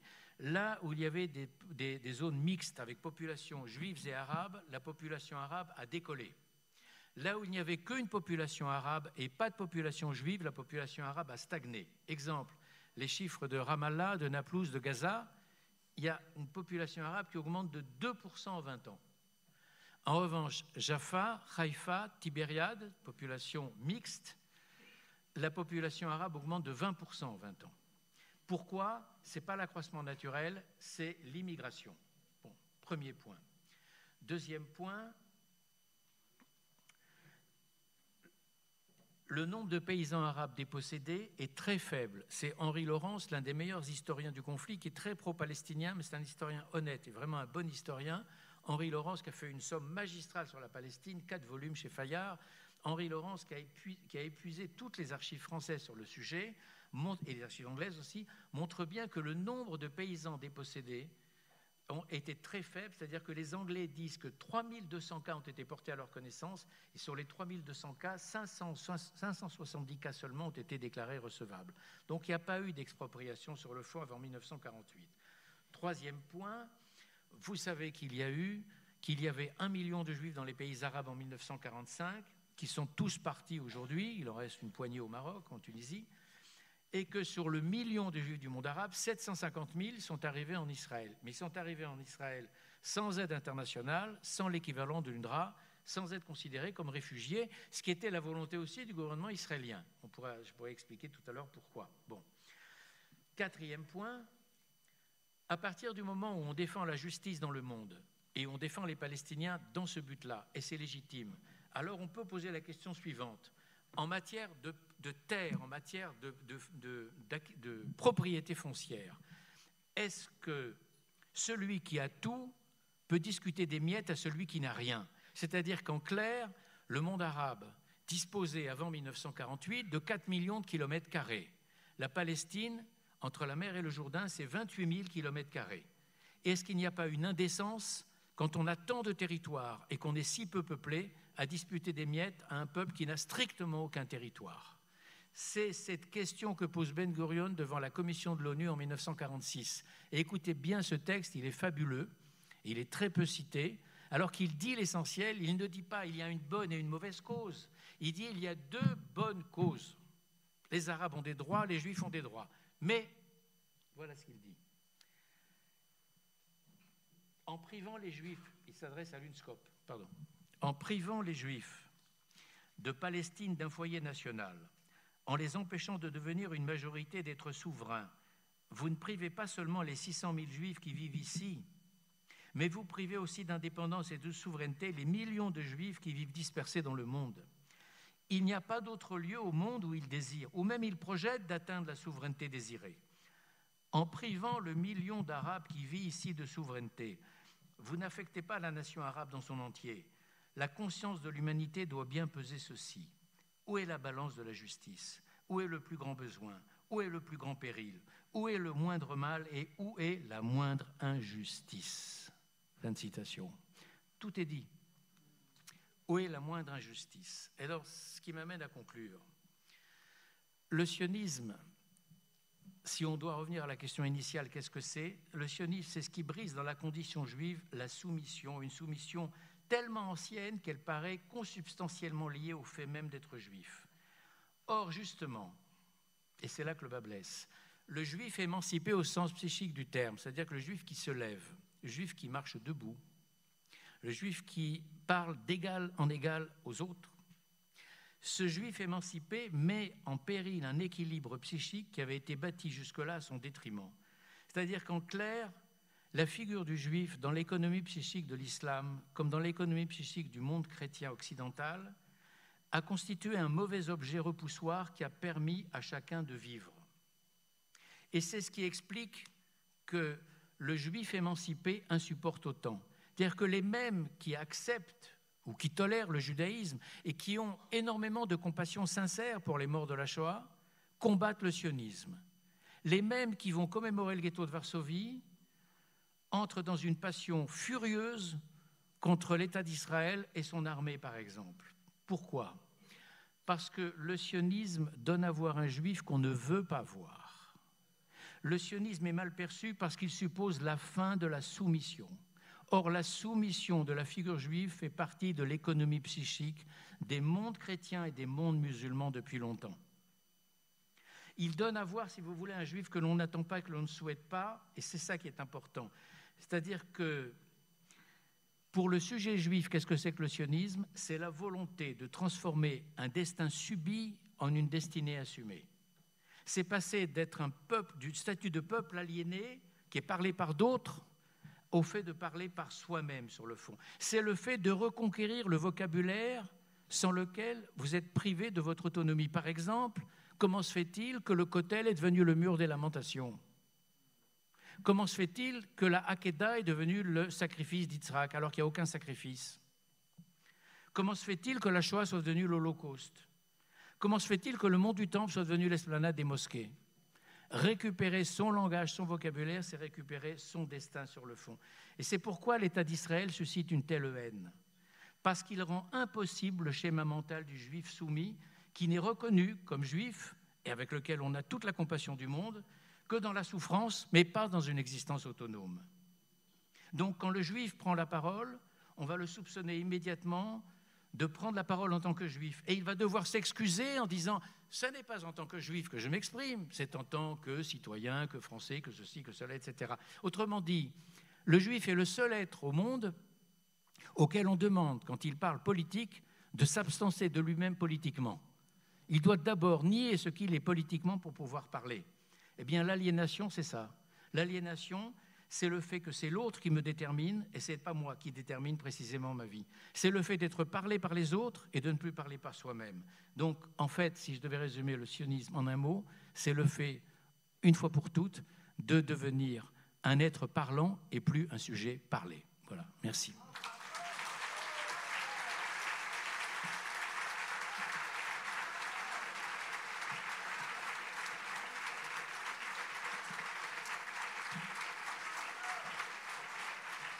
Je crois que on peut vous applaudir. Hein.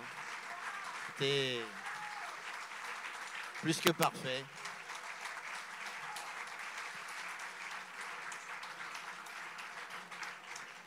Voilà, mes chers amis, nous allons passer aux questions-réponses.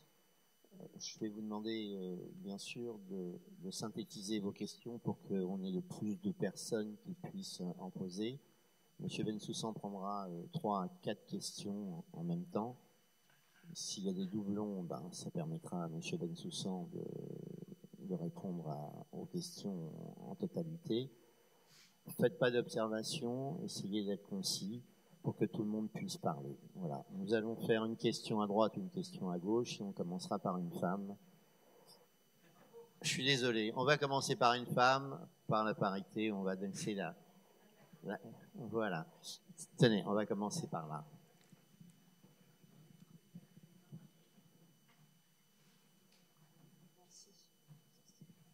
Merci beaucoup pour ce moment de bonheur déjà. C'était excellent et parfait. J'ai une question. Vous parliez d'émancipation du juif en Europe et notamment de l'Allemagne, mais pour parler de la France, tout de suite après 1789, où les Juifs n'ont pas été émancipés en 1789, puisque ça s'est produit 2 ans, voire 3 ans après, on a eu le décret infâme de Napoléon de 1808. Donc, de quelle émancipation on parle ? Merci. Il y a une question à droite de ce côté. Oui, monsieur ?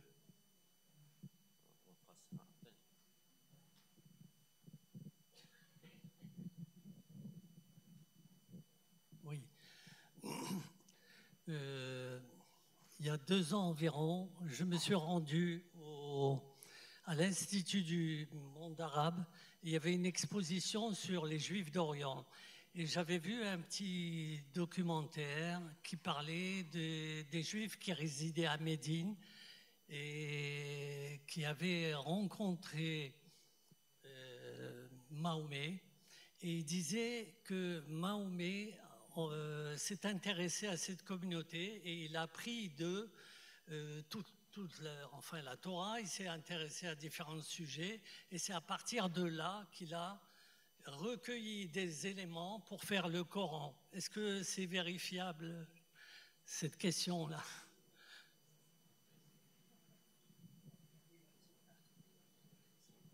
Encore une question de l'autre côté.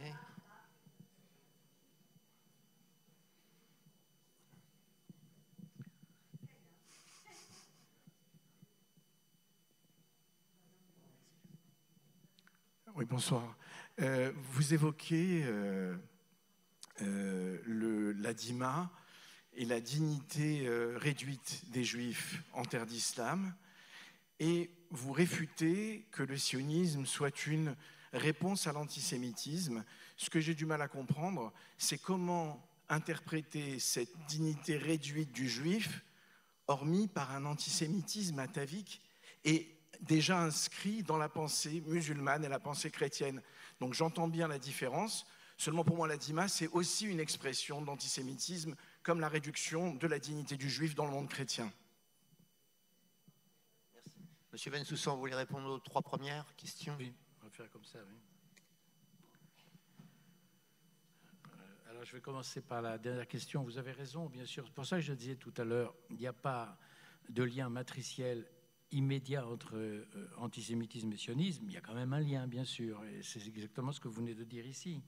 C'est-à-dire que si le sionisme est un rétablissement de la dignité juive, ça signifie aussi que c'est une récusation de toutes les attitudes antisémites et entre autres des attitudes de minoration que suppose la dima musulmane. C'est tout à fait juste, vous avez raison.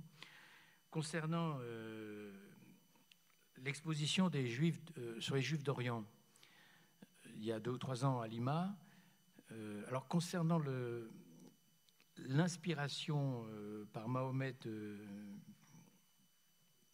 pour l'écriture du Coran, du Tanar, de la Torah plutôt, plus que du Tanar, je ne suis pas spécialiste de la question. Ce que j'ai toujours lu à droite à gauche ou entendu de la part des islamologues israéliens comme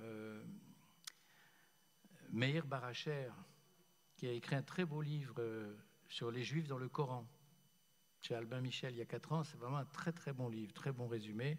Et Eliezer Cherki, qui lui malheureusement n'a rien écrit, mais qui est une sommité en Israël sur l'un et l'autre, ce que j'ai appris d'eux, ce qu'ils m'ont raconté, c'est qu'effectivement Mahomet a été imprégné par l'enseignement juif et que le Coran ne se comprend pas sans ses sources juives. C'est ce qu'ils m'ont dit l'un et l'autre, mais j'en connais pas plus. Je ne peux pas m'aventurer sur un terrain qui n'est pas du tout le mien. Voilà. Concernant l'émancipation, ce que vous avez dit est juste. L'émancipation en France, on dit 1791. Et vous avez raison de dire, en fait, c'est un processus plus long que cela. C'est un processus qui a duré 40 ans. Parce qu'effectivement, les premières mesures, c'est 1791, mais il y avait des restrictions, dont les fameux décrets infâmes de 1808, Moré Judaico, et il a fallu attendre, je crois, de mémoire, la fin des années 1830, 1838, quelque chose comme ça, pour que ces décrets soient abolis et que les Juifs soient réellement considérés comme des citoyens français à part entière, comme les autres. Il a fallu 40 ans à peu près. Oui. Ça ne s'est pas fait du jour au lendemain, c'est juste. D'autres questions? Oui. Allez. Question. Bonsoir et merci. Alors moi j'avais une question sur la guerre sémantique, parce que j'ai envie d'avoir une question très pragmatique. Avec les vocables comme Palestine qui sont totalement détournés, puisqu'on vient de le comprendre encore pour la énième fois, avec les vocables sionisme qui ont perdu tout leur sens, je dirais qu'il y a une double guerre sémantique. Alors qu'en pensez-vous? Une guerre sémantique qu'il faut mener avec les Juifs eux-mêmes qui ne sont pas très au fait de ces subtilités, et aussi avec évidemment l'environnement extérieur qui est de la même façon pas du tout au fait des subtilités. Comment faire pour inverser le processus?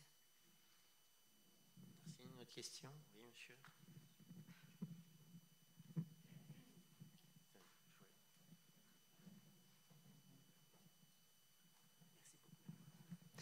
Merci infiniment de votre intervention, tellement brillante et qui nous a séduites. Merci encore. Je me permets de prononcer quelques mots. Ce n'est pas forcément une question, mais c'est une demande que je fais à nos communautés qui va dans le sens, en prolongation de vos dires, c'est de dire que nous devons lutter contre l'antisémitisme et la désinformation. Et quelques éléments là-dessus, c'était notamment d'inviter les journalistes de la presse écrite ou parlée dans nos communautés et de leur parler effectivement de notre point de vue. Et c'est ce que j'ai fait plutôt notamment avec Olivier Delagarde il y a quelque temps. Et je l'ai invité avec d'autres journalistes israéliens. Et donc, quand un dit notamment, ce n'est pas la peine de dire l'esplanade des mosquées, mais c'est l'esplanade du temple notamment, et la désinformation notamment au sujet des territoires occupés à chaque fois qu'on répète. Donc on nous disait effectivement ces éléments qu'on fausse, et donc au fur et à mesure il disait effectivement vous avez raison, donc il faut en tenir compte. Autre chose, c'est d'écrire nous tous à des journaux, notamment Le Monde ou bien Le Canard enchaîné, par exemple, quand nous voyons une information qui est fausse. C'est ce que nous avons fait avec Michel Ovarov qui est ici. Nous avons écrit au Canard enchaîné quand il avait parlé des activistes de Hamas, et nous avons dit effectivement ce n'est pas des activistes, ce sont sont des terroristes. Et croyez-moi, il nous a téléphoné et la semaine d'après, il a marqué des terroristes Hamas. Et ainsi que quand il parlait, on a dit que l'Israël, c'est un État démocratique. Et là aussi, la semaine d'après, il a écrit dans son article exactement la même chose. Donc, c'est évidemment, je veux dire qu'il faut que nous agissions. L'antisémitisme n'est pas une fatalité. Il faut que nous agissions durement à ce sujet. Merci beaucoup d'avoir entendu. Merci, monsieur. Une question. Merci.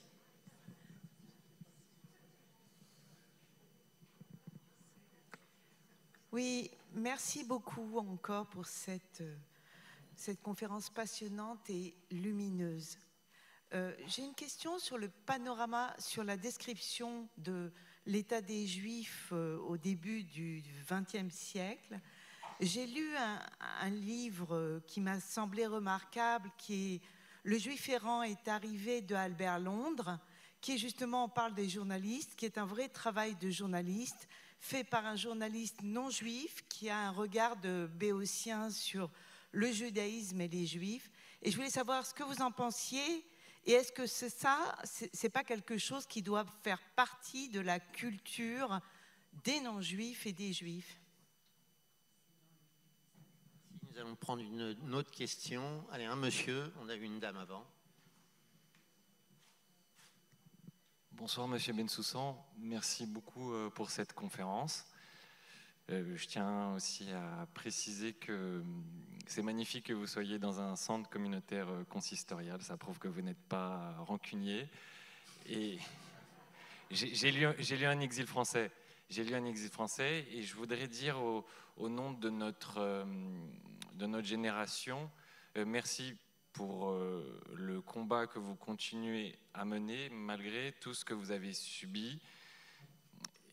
Et ma question est très simple, comment est-ce que vous expliquez qu'aujourd'hui vous soyez dans une salle où il y a 200 personnes avec un crayon et du papier, et qu'il y ait encore certains jeunes qui sont en demande d'arguments, d'éléments de langage?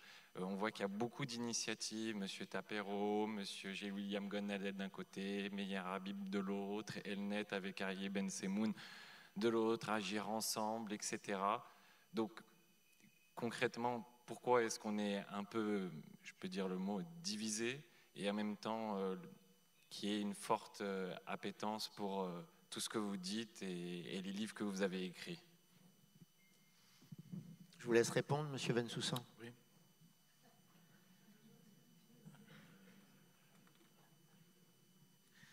Alors, concernant la guerre sémantique, d'abord, je pense que c'est la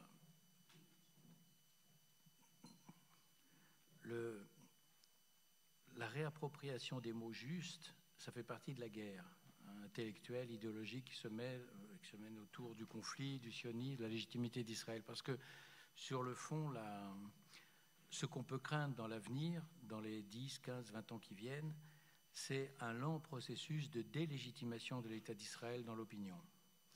Et si ce processus l'emporte, ça signifie que demain, pour aider l'État d'Israël, s'il est menacé dans sa survie, il y aura moins de monde. Il faut donc faire très attention, c'est là que ça se joue. Alors, la guerre sémantique, vous avez raison, c'est central. Il faut utiliser les bons mots. On a cité 1000 fois le mot de Camus, je ne vais pas le reciter.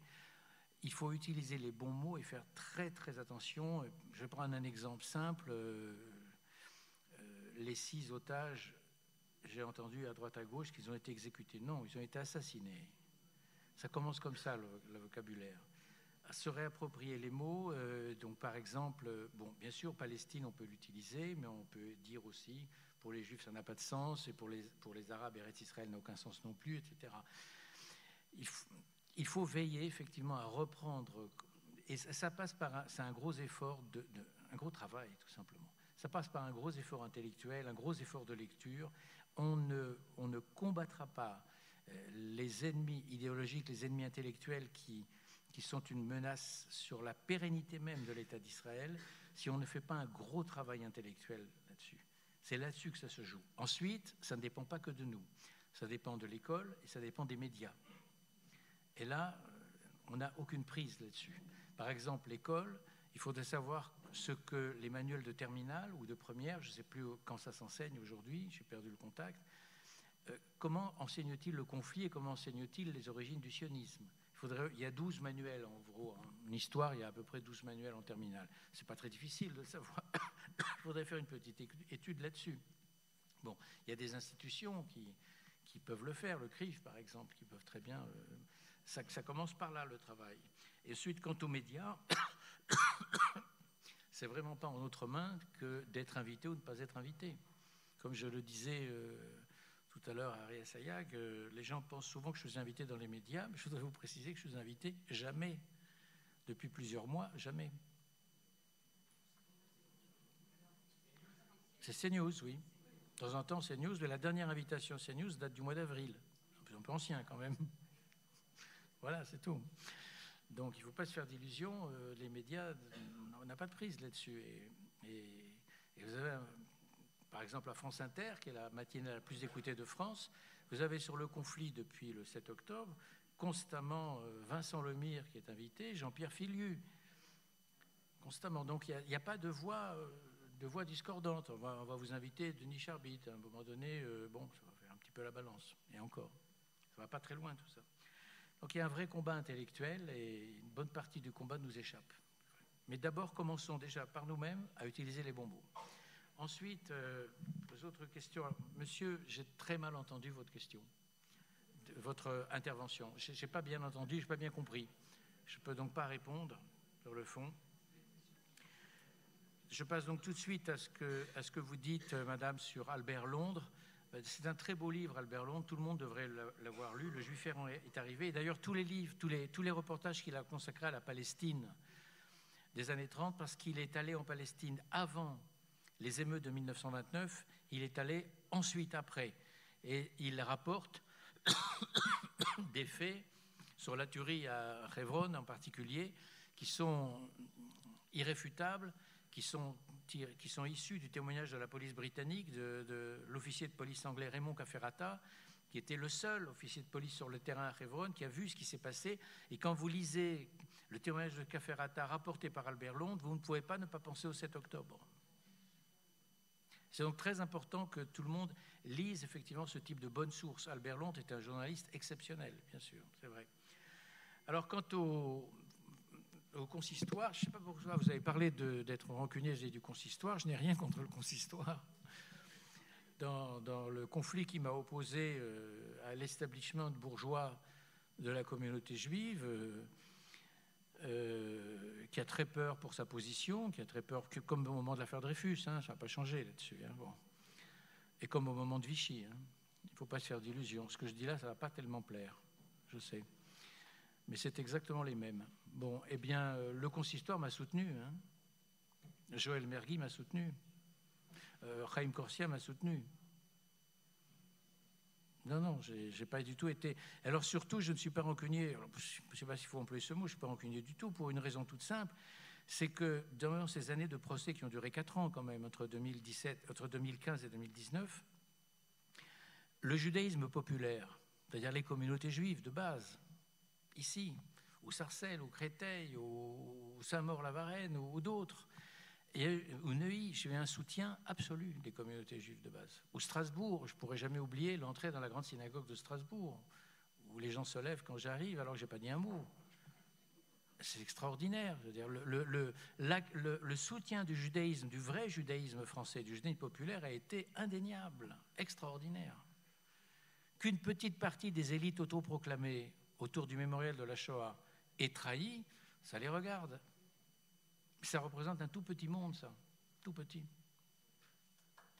Voilà. Bien.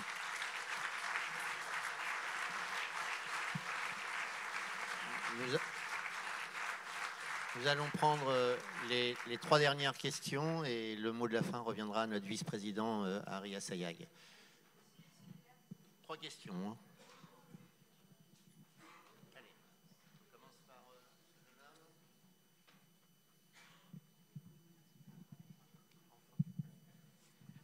Bonsoir, merci beaucoup pour l'intervention. J'avais juste une question. Est-ce que vous pensez qu'aujourd'hui les Palestiniens essayent de reprendre, enfin ils veulent être les Juifs des Israéliens finalement, à force de reprendre un peu le schéma victimaire?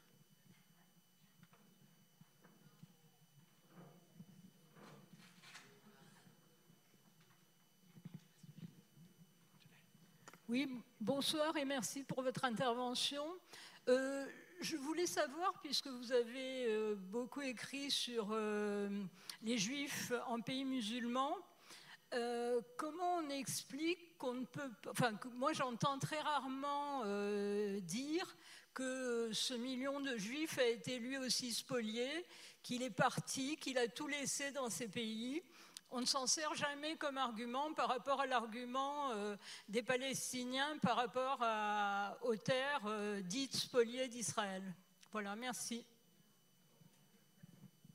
2 autres questions et ensuite on clôturera la soirée. Oui, bonsoir. Comment voyez-vous l'avenir du sionisme, de l'État d'Israël, de la présence juive en Israël pour le futur, en fait? Ah non, on va faire allez, une dernière question ou peut-être avant-dernière.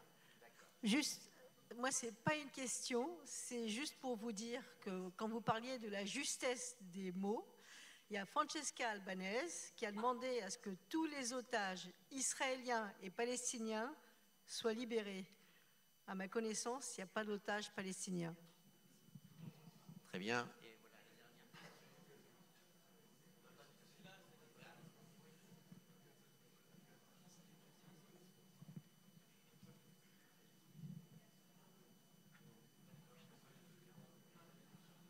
Oui, bonsoir, merci pour votre exposé. Je voulais poser 2 brèves questions. Est-ce que vous ne pensez pas qu'on peut définir le sionisme comme le mouvement de libération nationale du peuple juif, tout simplement, ce qui fait litière de l'accusation de colonialisme? Et 2e question, pour quelles raisons on ne mentionne jamais la conférence de San Remo qui fonde en réalité la légitimité d'Israël en droit international public. Voilà.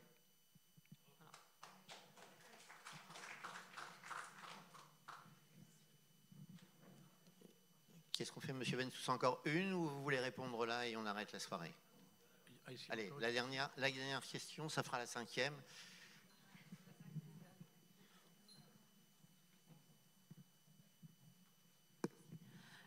Ma question est simple, ou pas. On a aujourd'hui beaucoup de gens qui s'expriment contre Israël et les Juifs en général parce qu'ils ne font pas la différence. Mais la plus grande majorité des personnes probablement s'en moquent, ou en tout cas ne s'expriment pas. Avez-vous idée de choses ou d'arguments qui pourraient être donnés pour justement amener les gens peut-être à s'éveiller? Je pensais que 250 otages et le massacre du 7 octobre aurait pu être en soi un argument, mais est-ce qu'il y en a d'autres qui pourraient vous sembler intéressants? Voilà, parfait. Merci, M. Bensoussan. Je vais essayer de répondre à toutes ces questions. Est-ce que les Palestiniens, la première question, est-ce que les Palestiniens sont devenus les Juifs des Israéliens? Toute la rhétorique palestinienne, enfin arabo-palestinienne aujourd'hui, est de retourner toute la représentation de la Shoah contre les Juifs et de se présenter comme les victimes, bien sûr. À ceci près que les Palestiniens sont aujourd'hui l'objet d'une véritable compassion universelle. Il y a carrément une religion palestinophile, dans le monde entier. Free Palestine partout.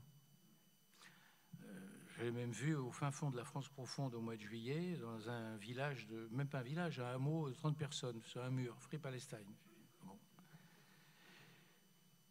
Et c'est vrai en Amérique du Sud, en Amérique du Nord, c'est vrai un peu partout, pas que dans le monde arabo-musulman. Donc on est très loin ici de l'image des Juifs. L'image des Juifs dans l'histoire récente des derniers siècles, c'est plutôt l'objet de la réprobation universelle. Donc les Palestiniens sont très très loin d'épouser, si vous voulez, le schéma victimaire qui a été celui des Juifs durant des siècles et des siècles. Bon. Même si c'est ce qu'ils cherchent évidemment à faire aujourd'hui, à essayer de retourner toute la représentation de la Shoah en leur faveur. Sur les Juifs du monde arabe spoliés, vous avez raison, la spoliation est gigantesque. Il y a un gros travail qui a été fait par le ministère de la Justice en Israël pour essayer d'établir le montant de la spoliation, mais finalement, ceux qui sont en train de réussir sont les Juifs américains et canadiens. Ils sont en train de terminer un immense travail qui ne sera pas publié en papier, mais qui sera publié en ligne d'ici quelques semaines ou quelques mois, sur les spoliations dans tous les pays où il y avait des communautés juives dans le monde arabo-musulman. Ça fait, je crois, à peu près 12 volumes. Et ça sera bientôt mis en ligne. Et c'est un travail de milliers de pages, très considérable. Et ce qui est très important, c'est qu'ils ont obtenu le soutien du Congrès canadien et du Congrès américain pour ce travail-là. Et l'un des maîtres d'œuvre s'appelle Sylvain Abitbol. Ce sont des juifs séfarades du Canada qui ont essentiellement mené ça. Sylvain Abitbol, l'autre, j'ai oublié son nom. Et on entendra parler de ça, je pense, dans les mois qui viennent. Bon. Le sionisme, le mouvement de libération nationale du peuple juif, la conférence de San Remo, vous avez raison. Et en même temps, c'est une arme à double tranchant, parce que la déclaration Balfour en 17 et la conférence de San Remo en 1920, si vous les invoquez, vous allez immédiatement vous attirer la remarque suivante, mais ça, c'était des conférences impérialistes.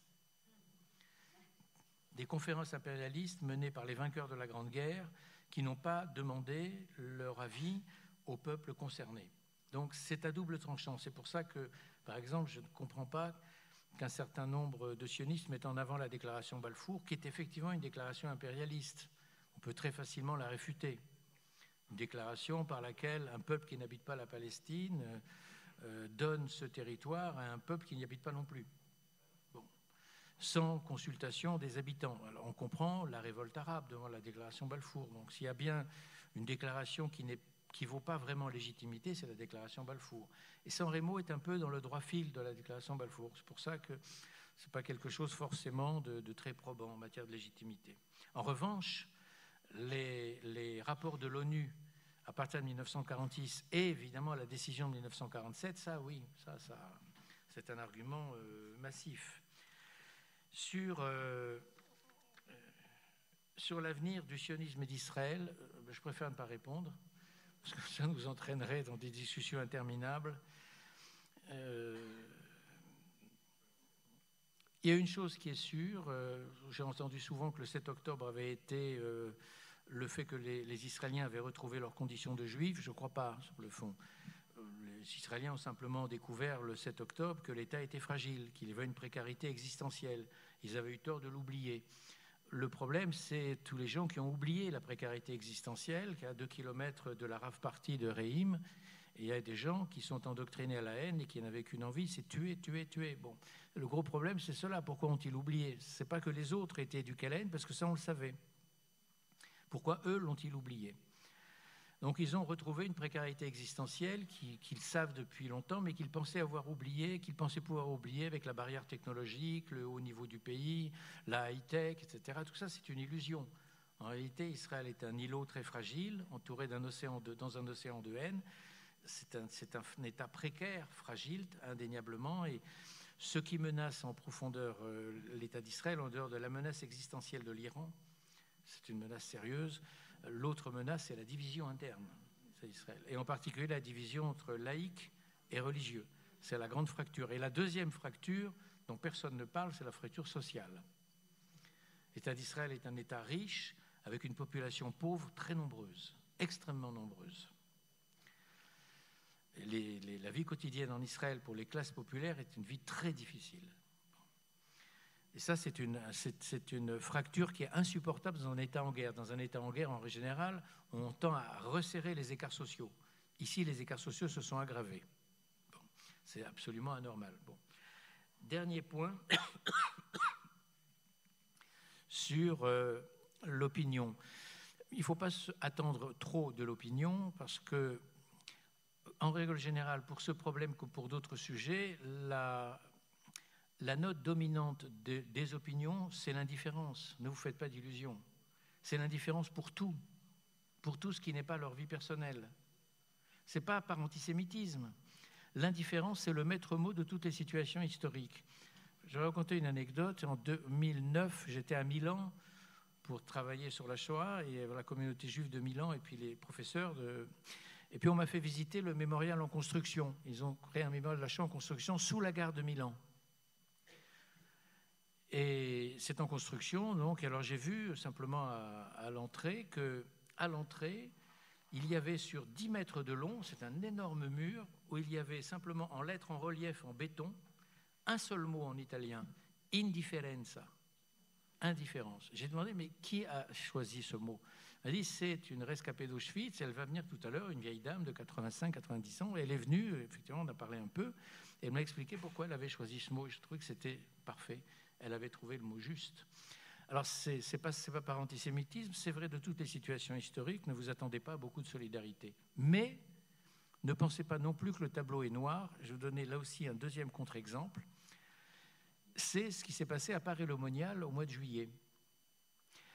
Au mois de juillet, tous les 2 ans, à Paray-le-Monial, en Bourgogne, ont lieu de grandes rencontres de jeunes chrétiens de 35 à 45 ans qui du jeudi au dimanche restent là et suivent un certain nombre de formations sur la catéchèse, l'évangile, etc. Et une des formations s'appelle « Connaître le judaïsme ». Ils m'ont invité à venir parler du sionisme. Bon, c'est-à-dire les organisateurs juifs m'ont invité à venir parler du sionisme. Je me suis retrouvé avec Richard Prasquier. Et là, on est resté 24 heures. Et autant lui que moi, on a eu la même sensation. Il y avait 250 jeunes chrétiens qui avaient une soif de savoir, qui étaient totalement solidaires, bienveillants, qui voulaient connaître, qui ont suivi un repas de Shabbat qui a duré 2 heures, pas le repas, le kiddush, la liturgie, qui a précédé 2 heures, les prières, la bénédiction, le lavage des mains, la bénédiction sur le vin, sur le pain, etc. Et 2 heures, et dans une patience absolue, en suivant les chants, on leur a donné des petites brochures, ils suivaient. Et j'ai donc dîné avec eux, un certain nombre de gens. J'avais en face de moi un jeune officier de marine de 23 ans, un autre, c'était son copain, un sous-marinier, aussi officier de marine, tous les deux, officier à Toulon. Je leur ai demandé, mais qu'est-ce que vous êtes venu faire à Paray-le-Monial au mois de juillet? Parler du judaïsme, il m'a dit, par soif de connaître, par soif de savoir. Et quand j'ai parlé du sionisme à 2 reprises, dans l'après-midi puis le soir, j'ai vu un public solidaire, avide de connaître. Et je suis sorti de là, et Richard Prasquier, on en a parlé après, avait le même sentiment que moi, nous ne sommes pas seuls. Si les Juifs pensent qu'ils sont seuls dans le combat actuel en France, ils se trompent. Il y a des millions et des millions de Français, chrétiens en particulier, qui pensent la même chose, qui sont avec nous, qui soutiennent même l'État d'Israël après 11 mois de guerre, parce qu'ils ont le sentiment, et ça c'est le grand changement depuis le Bataclan, que nous avons les mêmes ennemis sur le fond, et qu'ils se sentent dans la même galère que nous, à savoir contraints et acculés face à une menace. Donc l'idée que nous sommes complètement seuls, entourés d'ennemis, est totalement fausse. Il faut éviter ce type de paranoïa. Nous sommes beaucoup plus entourés que nous ne le pensons. Simplement, il faut aller à la recherche de ces alliés potentiels. Il faut s'ouvrir vers eux et les inviter. Voilà.